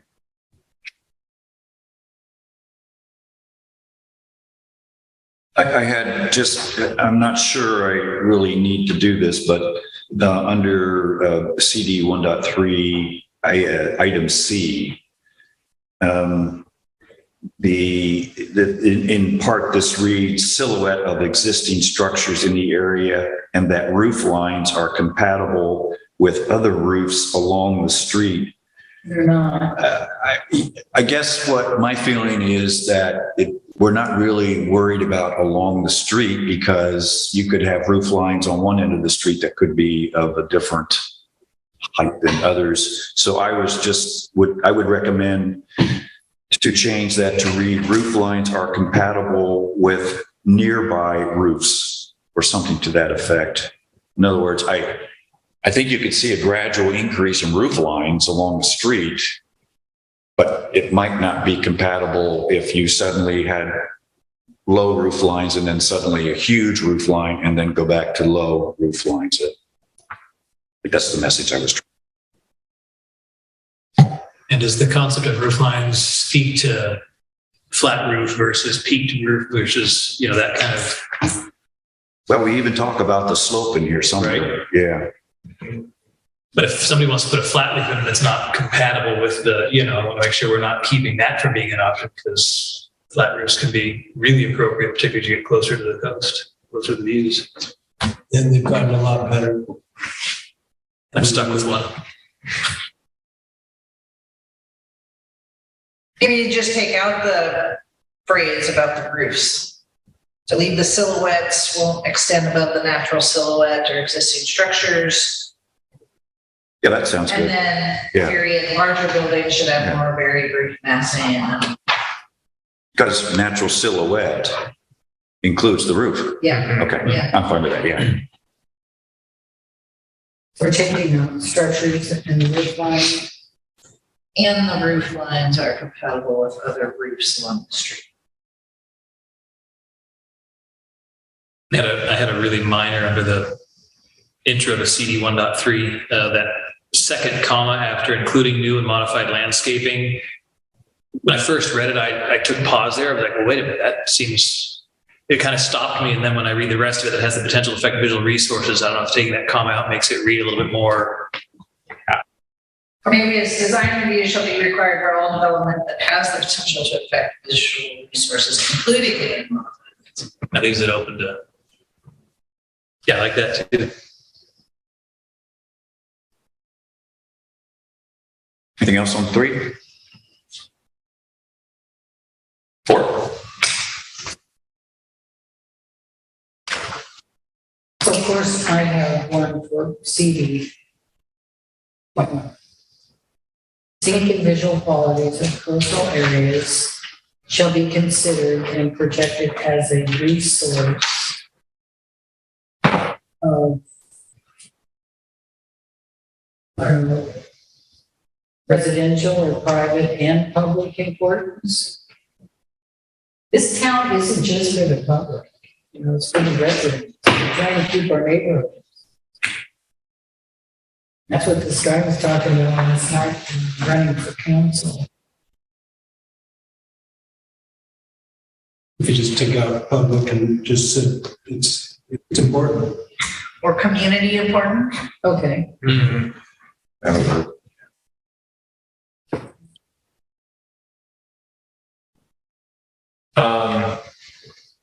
Under program CD 2.5.1,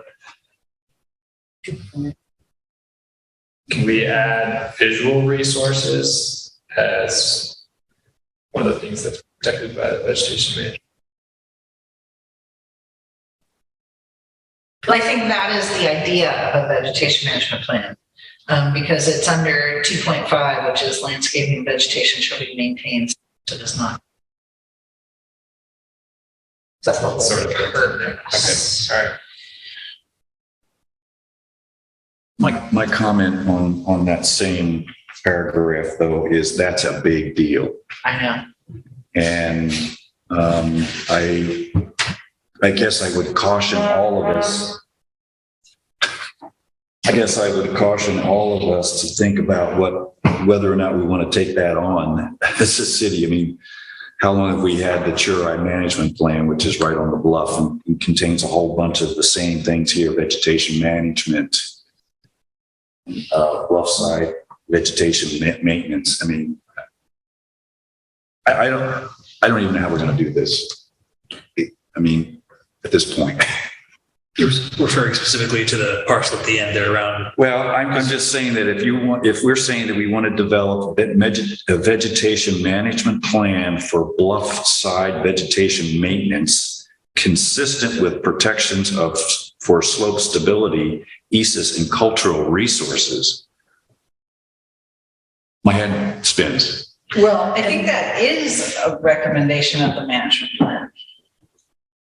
and it needs to be a recommendation. That's exactly my point, but we have been less than successful at making that happen. So we'll ask, what's that new guy's name, Ethan?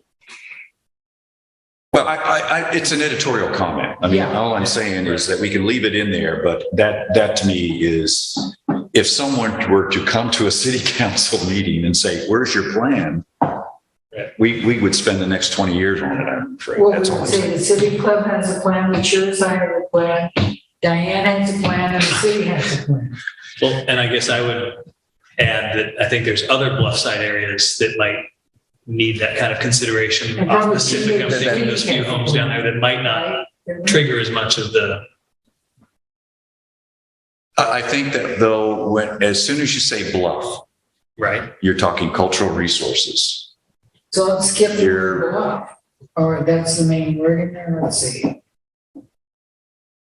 So look, I don't want to get it. My point is that I'm just saying that to me, as a program, and this goes back to my comments that I made before, I'm really worried about the number of programs that the city is signing up for. And not that I expect anybody to do this, but someone could come in and say, where are all of your programs? And that's a biggie. That's all I'm saying. I don't necessarily have an issue taking it out. I could compare it with what's in the management plan. And we could add with a word like if feasible. I guess just reading it again, develop a vegetation management plan or program is in the text of our definition of the program. So the plan or the program. Because our program is to give ourselves a plan or a program. It's a different kind of program. Okay. Well, I mean, could we, I guess, downgrade it from a program to, I guess, a recommendation or something sort of? Other initiative. Yeah.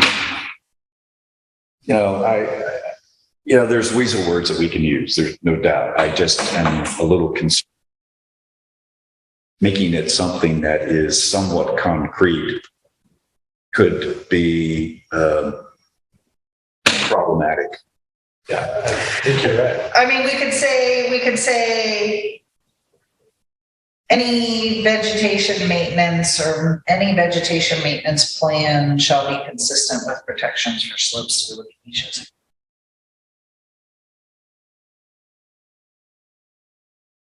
That would work. Yeah. Take the left side. Get it down. Take out the develop a management Yeah. plan for bluffside vegetation. Yeah, I think that's good. For now, Richard. And then in 6 months, you can look at it again. 6 years, just. Okay. Okay. And just one more comment, of course, we've already talked about, but here's where my reference was back to the criteria for requiring versus feasible Oh, under CD 2.6.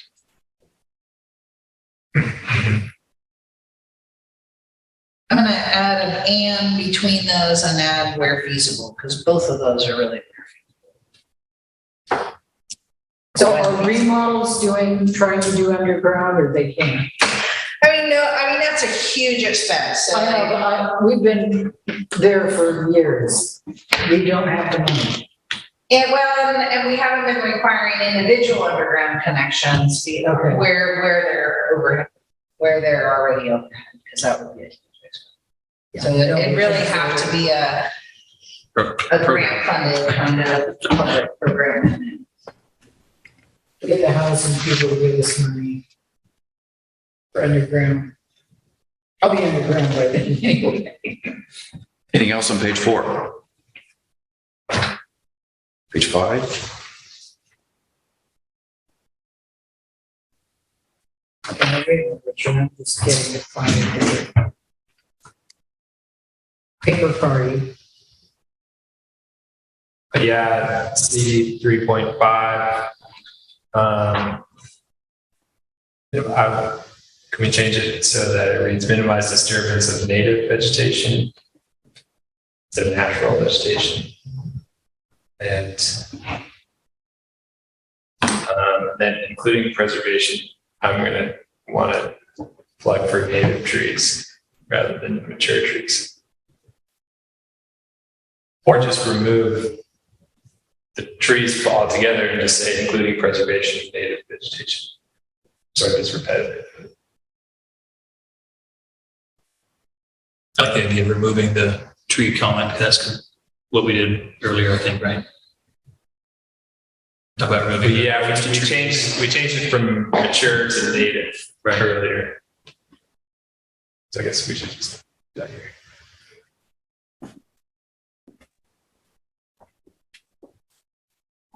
I had just maybe a clarification or a request for clarification under CD 3.4. I think I understand what it's supposed to say, but integrate man-made and natural environments by using plant materials to screen or soften the visual impact of new development and to provide diversity in developed areas. Is that diversity for the plant materials? Probably should be visual interest as opposed to diversity. Yeah, because it's one group or one house has this vegetation, that next house has that, and the other house has native plants and rocks. What were your words, Trevor? Visual diversity.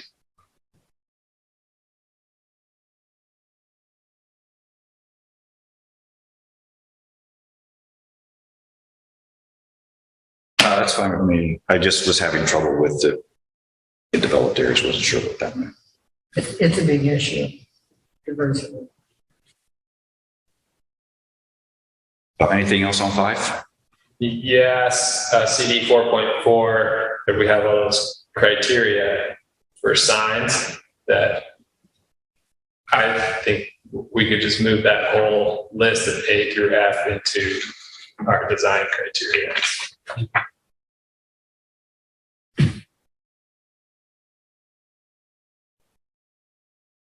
Probably a lot of them are, but some of them are already in our design criteria. I guess that was when we were talking about signs earlier. I just thought in the design element, this CD 4.4 was just sort of overly specific for the element, and it just, I mean, it even says their criteria, and I just feel like specific criteria just are better fit into the design criteria. Absolutely agree.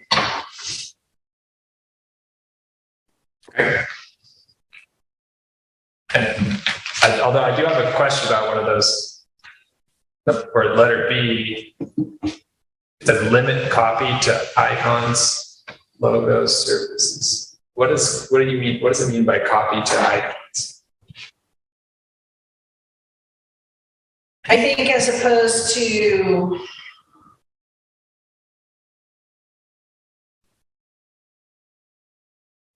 as opposed to a bunch of words. I interpret that as kind of like just advertising, Minimize. like minimize what's there, not, hey, 2-for-1 sales inside. It's more just, this is business X, it's open from, and like the copy of the sign, I think the design of the sign. And I do think some of these, How about composition of the sign? Would that be more? That's fine. Limit I see composition of the sign, I just didn't know what icons, logos. Yeah. Okay. Yeah, it's a term referring to what's on the sign. Actually, yeah.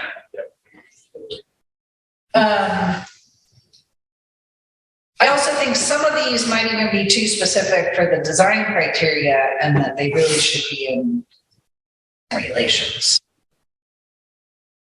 It's set standards. So any of these that are kind of set standards as opposed to kind of design, it should be, it'll probably be standards.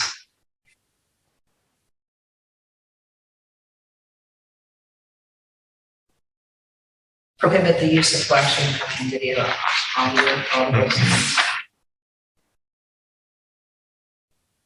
Well, now that's the question though. You want to prohibit any more digital stuff? Well, yes and no. I looked at that and I made some weasel words to say something to the effect, but subject to review. And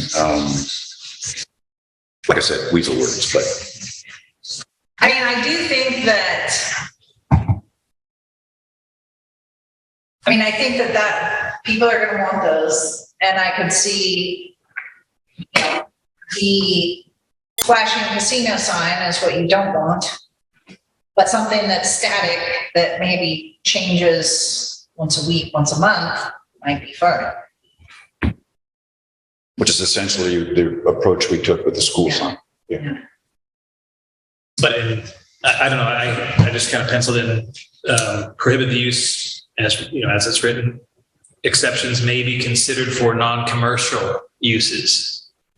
Because that's, to me, the school's a non-commercial use. It's more of a community type thing versus, I don't know that I really want to see in this town, when you first enter our town, the digital sign that says Salty's, Murphy's, Chevron, whatever, it can rotate periodically. I don't know that I want to see a, high res image of a hot dog.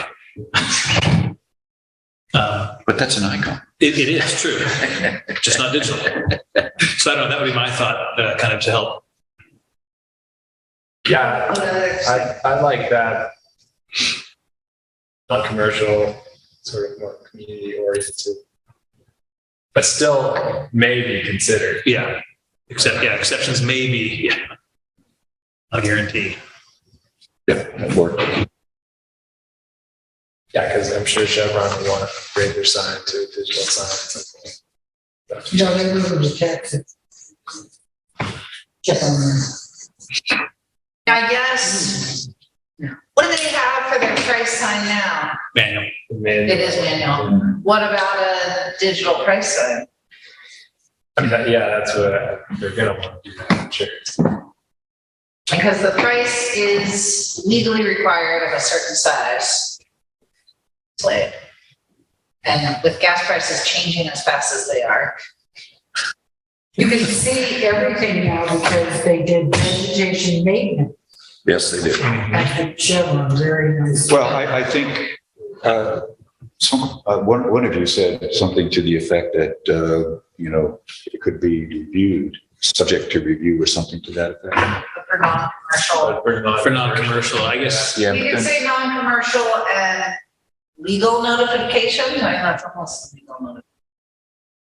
But then where does that stop? The piece, you have to, 99 cents, the whatever. I don't know. I kind of like leaving it the way it is. And if we come to a point in time where that technology is no longer available, then sure, we need to revisit it. But right now, you can buy manual signs in my parts store. Yeah, I agree. I mean, I'm fine with forcing them to use manual.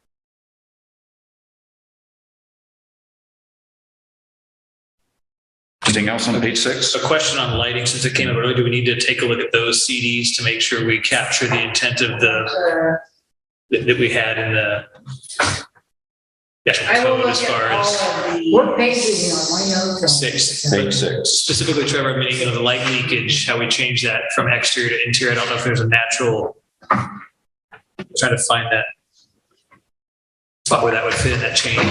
Remember how we took out the word exterior, I just don't. And this is more related to public safety though too, so I don't know if this lighting is a different lighting than, Yeah.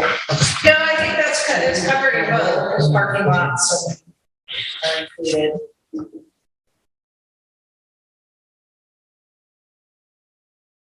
So you're going to take a look at all of the lighting policies to make them And make the similar changes. Okay. make them mesh with the criteria, okay? do we need consistent with public safety on that goal?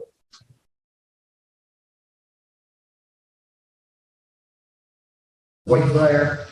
I guess if it's public safety, it's not pollution. Well, then, I mean, I just in that overarching statement, because then I don't know, something to think about.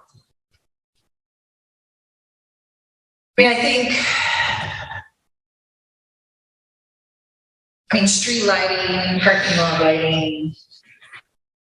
I don't know. I'm not a lighting fan myself. The gray foxes like the lights. They come on. So, Around town.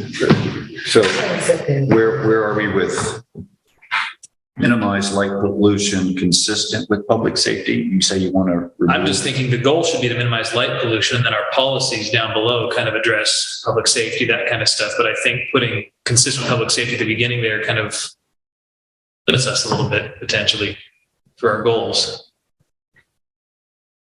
So the goal could just be minimize life. Correct, yeah. Yeah, I like that. Yeah, that's all I'm saying. The consistent with public safety part is Well, that's kind of confusing, actually. well, and it's embedded in CD 4.5, sorry, 5.4. And 5.1 mentioned, yes. And Yeah. yeah, Cool. okay. Anything else on 6? Okay, 7. You should highlight 6.2. 6.2. Would you like to borrow my highlighter, Diane? No, I got one, I'm going out. Well, the nice thing here, it does reference the views and vegetation ordinance. Yeah, that's what I want you to highlight. I see what you're saying. Okay. Got it. I'm highlighting that. 7. C 6.3 requires property owners or commercial property owners to maintain required landscaping. Is there a required, what is a required landscaping? There is, that's pretty standard in commercial, like parking lots. For every number of parking spots, you have to have a tree, 2% of the area is landscaping, things like that. Sometimes, like screening of like trash bins and things like that, you would want vegetation, so it's not something that comes up a lot in Trinidad, but it is, we do have it in our ordinance, I think. And we'll keep it. Well, they have fences and they have little roofs over here. I mean, that could be an alternative. It doesn't have to be vegetation, but if it was required, it should maintain it. Yeah, check out the chevron, it's just board and by a woman, I saw her doing it. I told her, good job. Because you can see the price now, the gas. Anything else on 7?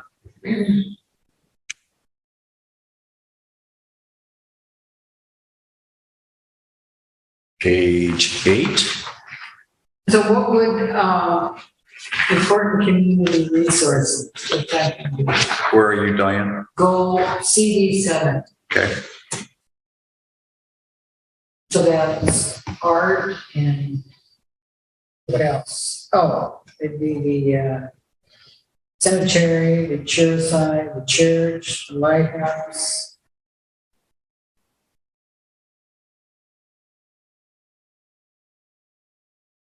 Maybe cultural resources, there's a policy 7.4. So I think that's kind of a catch-all. Right, yeah, I think that's fine. The,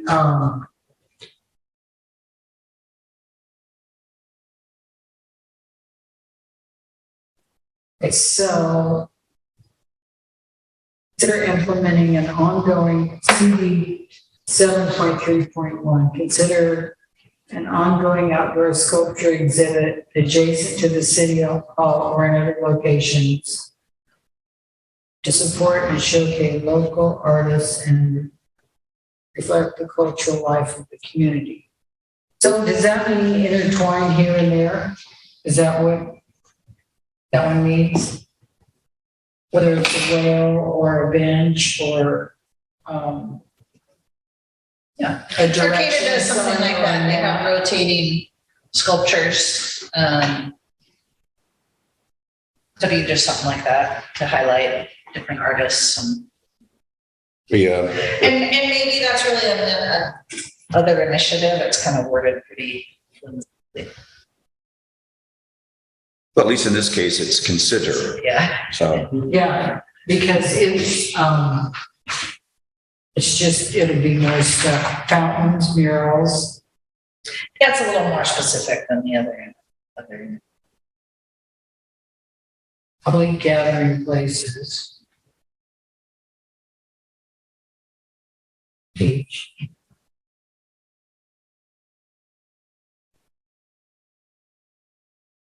any other comments?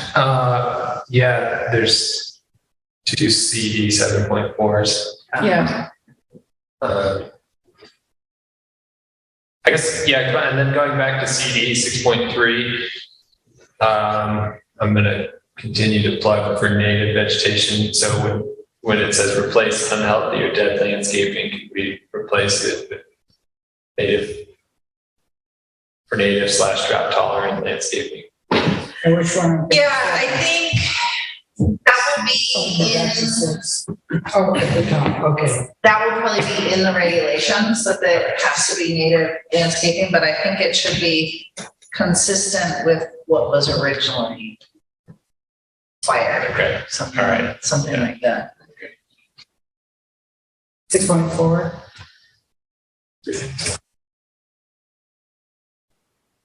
Anything else on 7?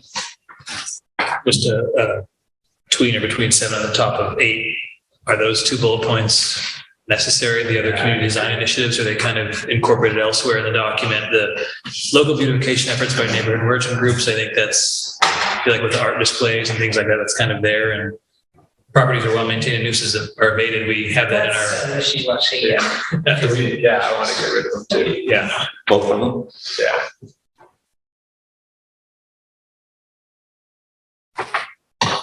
I'm gonna go for 6.3. Like Murphy's parking lot. Is there any landscaping in there? Couple of roadies on the corner. On the periphery of the parking Well, lot. there's that little dirt triangle that people drive over. There's little bushes against, I don't know, those City of Murphy's. And I don't know if that was required or if it's There's no from room for it. predates. Look at the parking, there's just no room. I was just thinking about existing, like say Chevron, they have existing landscaping. Yeah. Should we require them to replace it with native landscaping? Well, there's landscaping from the post office to the,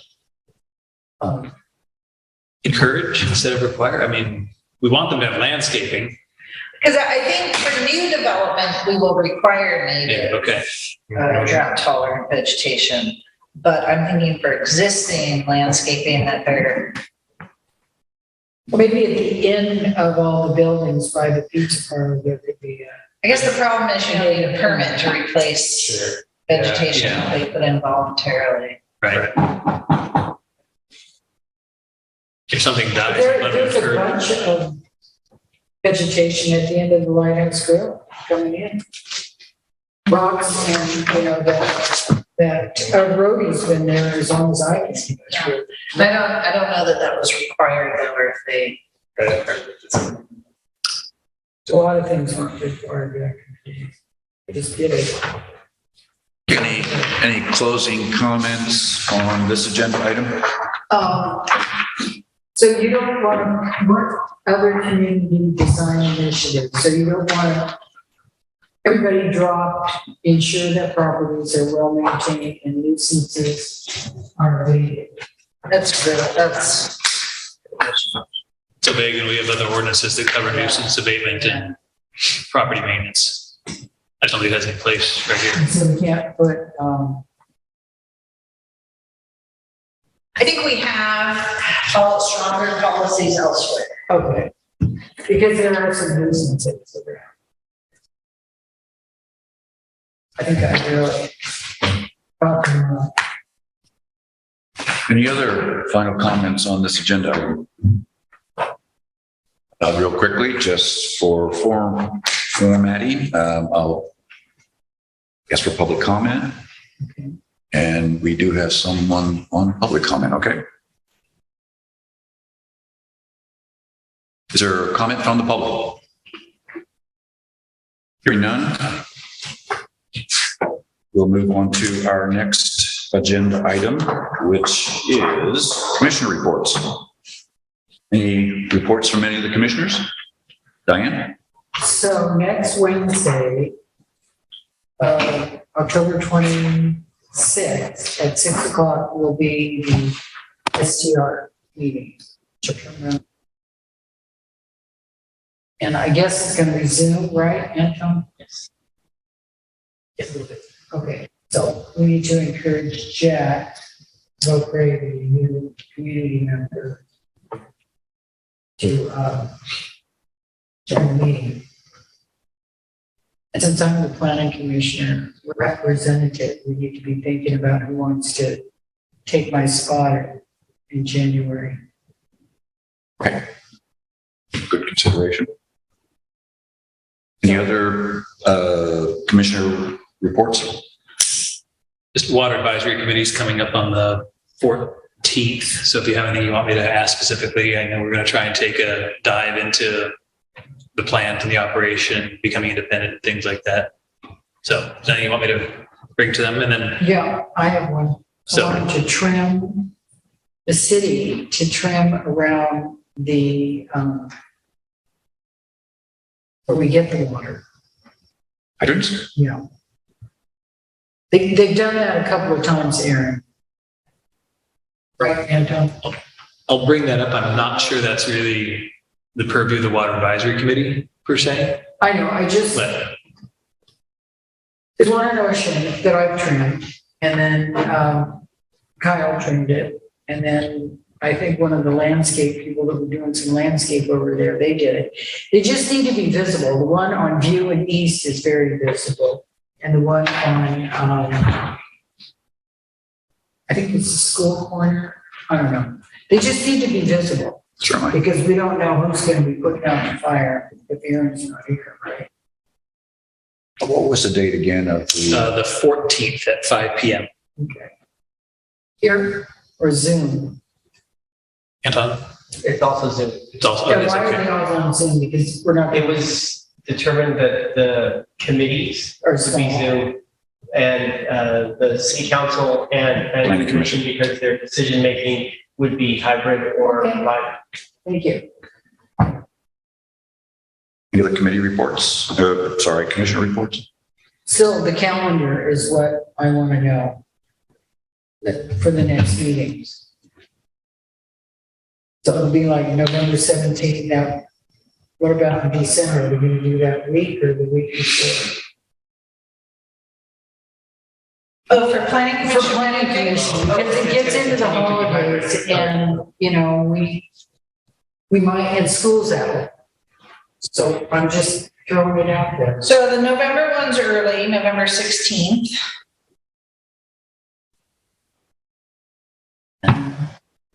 So the December one, I think it was like the 21st and maybe. It would be the 21st. Should be the week before.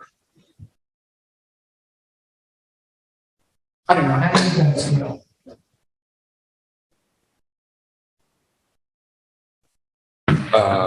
Christmas is- I can't process that right now. Okay, well, we need to think about it. Sure, I understand. Because I would like to have it a week early, Okay. just because of the, you know, they talked about last night about getting community involvement, and when school's out, the people are gone. You know, they're busy doing their own little holiday and family activities. We could, I mean, if we don't have anything pressing, I could cancel the meeting. Well, as long No, it's as, my party. We're gonna have a party, we're On gonna the have a 16th? tailgate. On the 21st, December? No, the well, that's 14th, why we have to have it the week before so that we have full public participation. yeah. My party was in November. No, I'm saying my goodbye party, I told you. Oh, gotcha. Oh, there's just one more thing from me, or I guess Anton or Trevor. There's a few of us, I think, that come due in December for appointments. So I just want to make sure the city council's on top of that. I know I'm up, I believe, December of 22 for my initial appointment to the planning commission. So I think we'll want a letter saying you want to re-up. Okay. I don't know. Does it go back out to the public again for any interest or no? Okay. Yeah, I don't know. I'm not familiar with the process. I So brought it up. I don't think you're going to have a lot of company. no, I wouldn't think so. I just wanted to make sure it was so that it formally happened. That's all. Yes. Well, whatever, we have to abide by the process. Right. And yeah, I just don't know what it is. So I'm just kind of Okay, great. bouncing that back to. Yeah, I think it has to be noticed. Probably time to notice. Going back to the website, though, this is something that should be posted on there. It should have terms.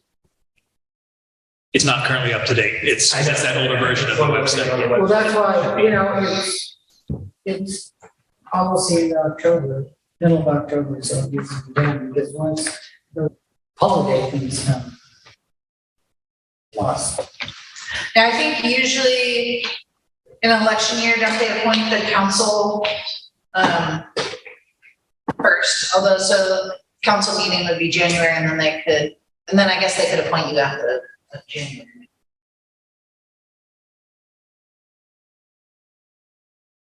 Okay. Message understood clearly. Staff report?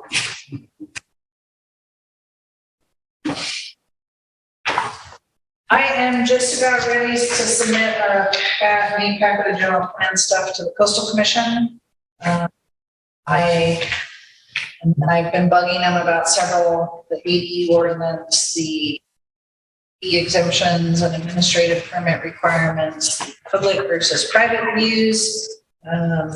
Also the whole, when I started to put that zoning ordinance amendment that we reviewed at the last couple meetings, with all the housing element updates, the numbering is actually a big issue with that.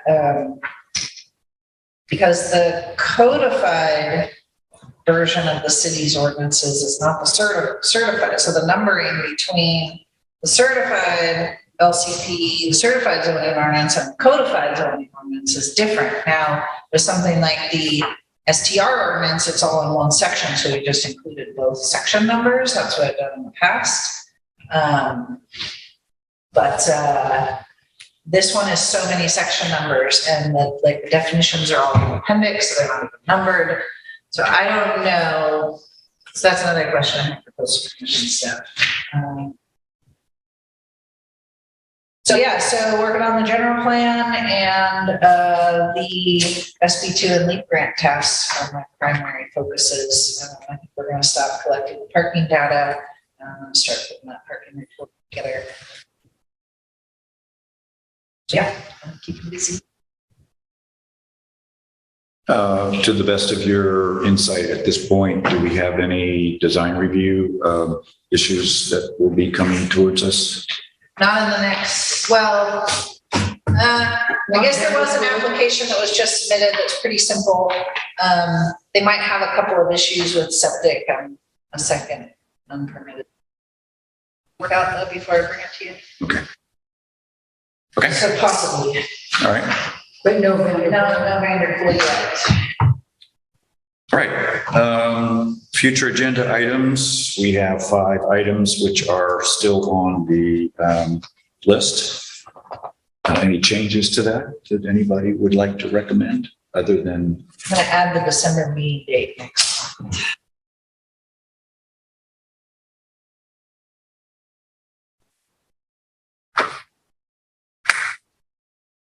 Okay. Parking ordinance update. Would that fall under us? So I'm going to be working on the report as opposed to. Sorry, as far as policies, rules, regulations, how long you can stay overnight, is that going to be part of what you're working on? No. That's more. My report is just going to be that sorry, Diane, there's not a parking problem. There's not a what? Parking problem. The specific reason I bring it up for consideration is we've had some challenges recently with some folks that were just virtually abandoning their vehicles, and we're a little bit, we only have a 72-hour, that kind of stuff. I didn't know if it was. Oh, you do? There is a 72. There is a 72, yeah. But I've just been looking at other coastal towns and seeing they have some other things that might make folks more understanding of. I'm open to suggestions if there's an issue. I mean, but parking is a big deal with the Coastal Commission, and I don't want to chase things that aren't necessarily issues. I like the no overnight parking on Edwards. I just don't see it. There just weren't cars parking there overnight. It's not an issue, but to get it through the Coastal Commission is a huge effort. But So I want to make sure that we're addressing, a problem with the same level of solution. So, but I haven't heard of these other problems. We can chat. Yeah. We don't need to put it on there now. We'll chat and then see if it's something you think it's worth investing time in. Go from there. Okay. Any final thoughts? In our previous meeting, a member of the public think it was Mr. Black, mentioned about the sign going down to the harbor. I don't know like how to follow up with him, or if that got directed to the proper, I don't know, to Kyle or somebody to like brush up the sign or something. I guess I feel like, if we're lucky enough to get someone to come to this meeting, we should like, No, I think that's a good point. and I don't know how to do that. I guess I would Send them a packet. send it to Eli. Yeah, and Eli can invite it. And then Eli can direct public works staff to do it. Well, and actually, I'm glad you brought that up, because we have talked about this in the past, and maybe we should make it a future agenda item. It can be fairly simple, but one of the things that we are negligent on following up on action items. We should probably figure out, or at least have a brief discussion on developing some sort of action item list and periodically review it and make sure that these things are getting done, or pass it off to the appropriate city department to work on. Good point. Yeah. And where was he tonight? He's feeling discouraged after the sign hasn't been brushed out yet. I hope not. Okay. Unless there's anything else, we are adjourned. Thank you very much. And if anybody has any suggestions for some sort of tracking system, I think that is a good idea.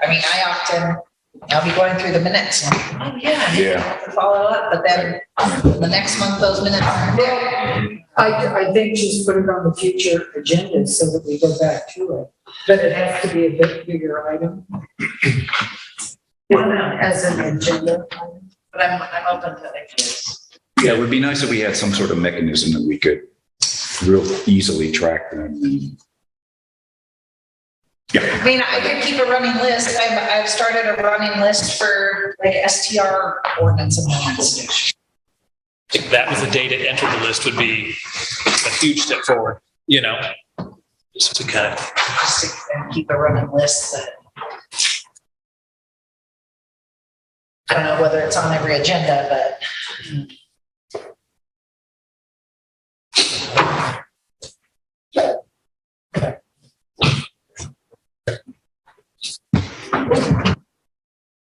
Easy peasy.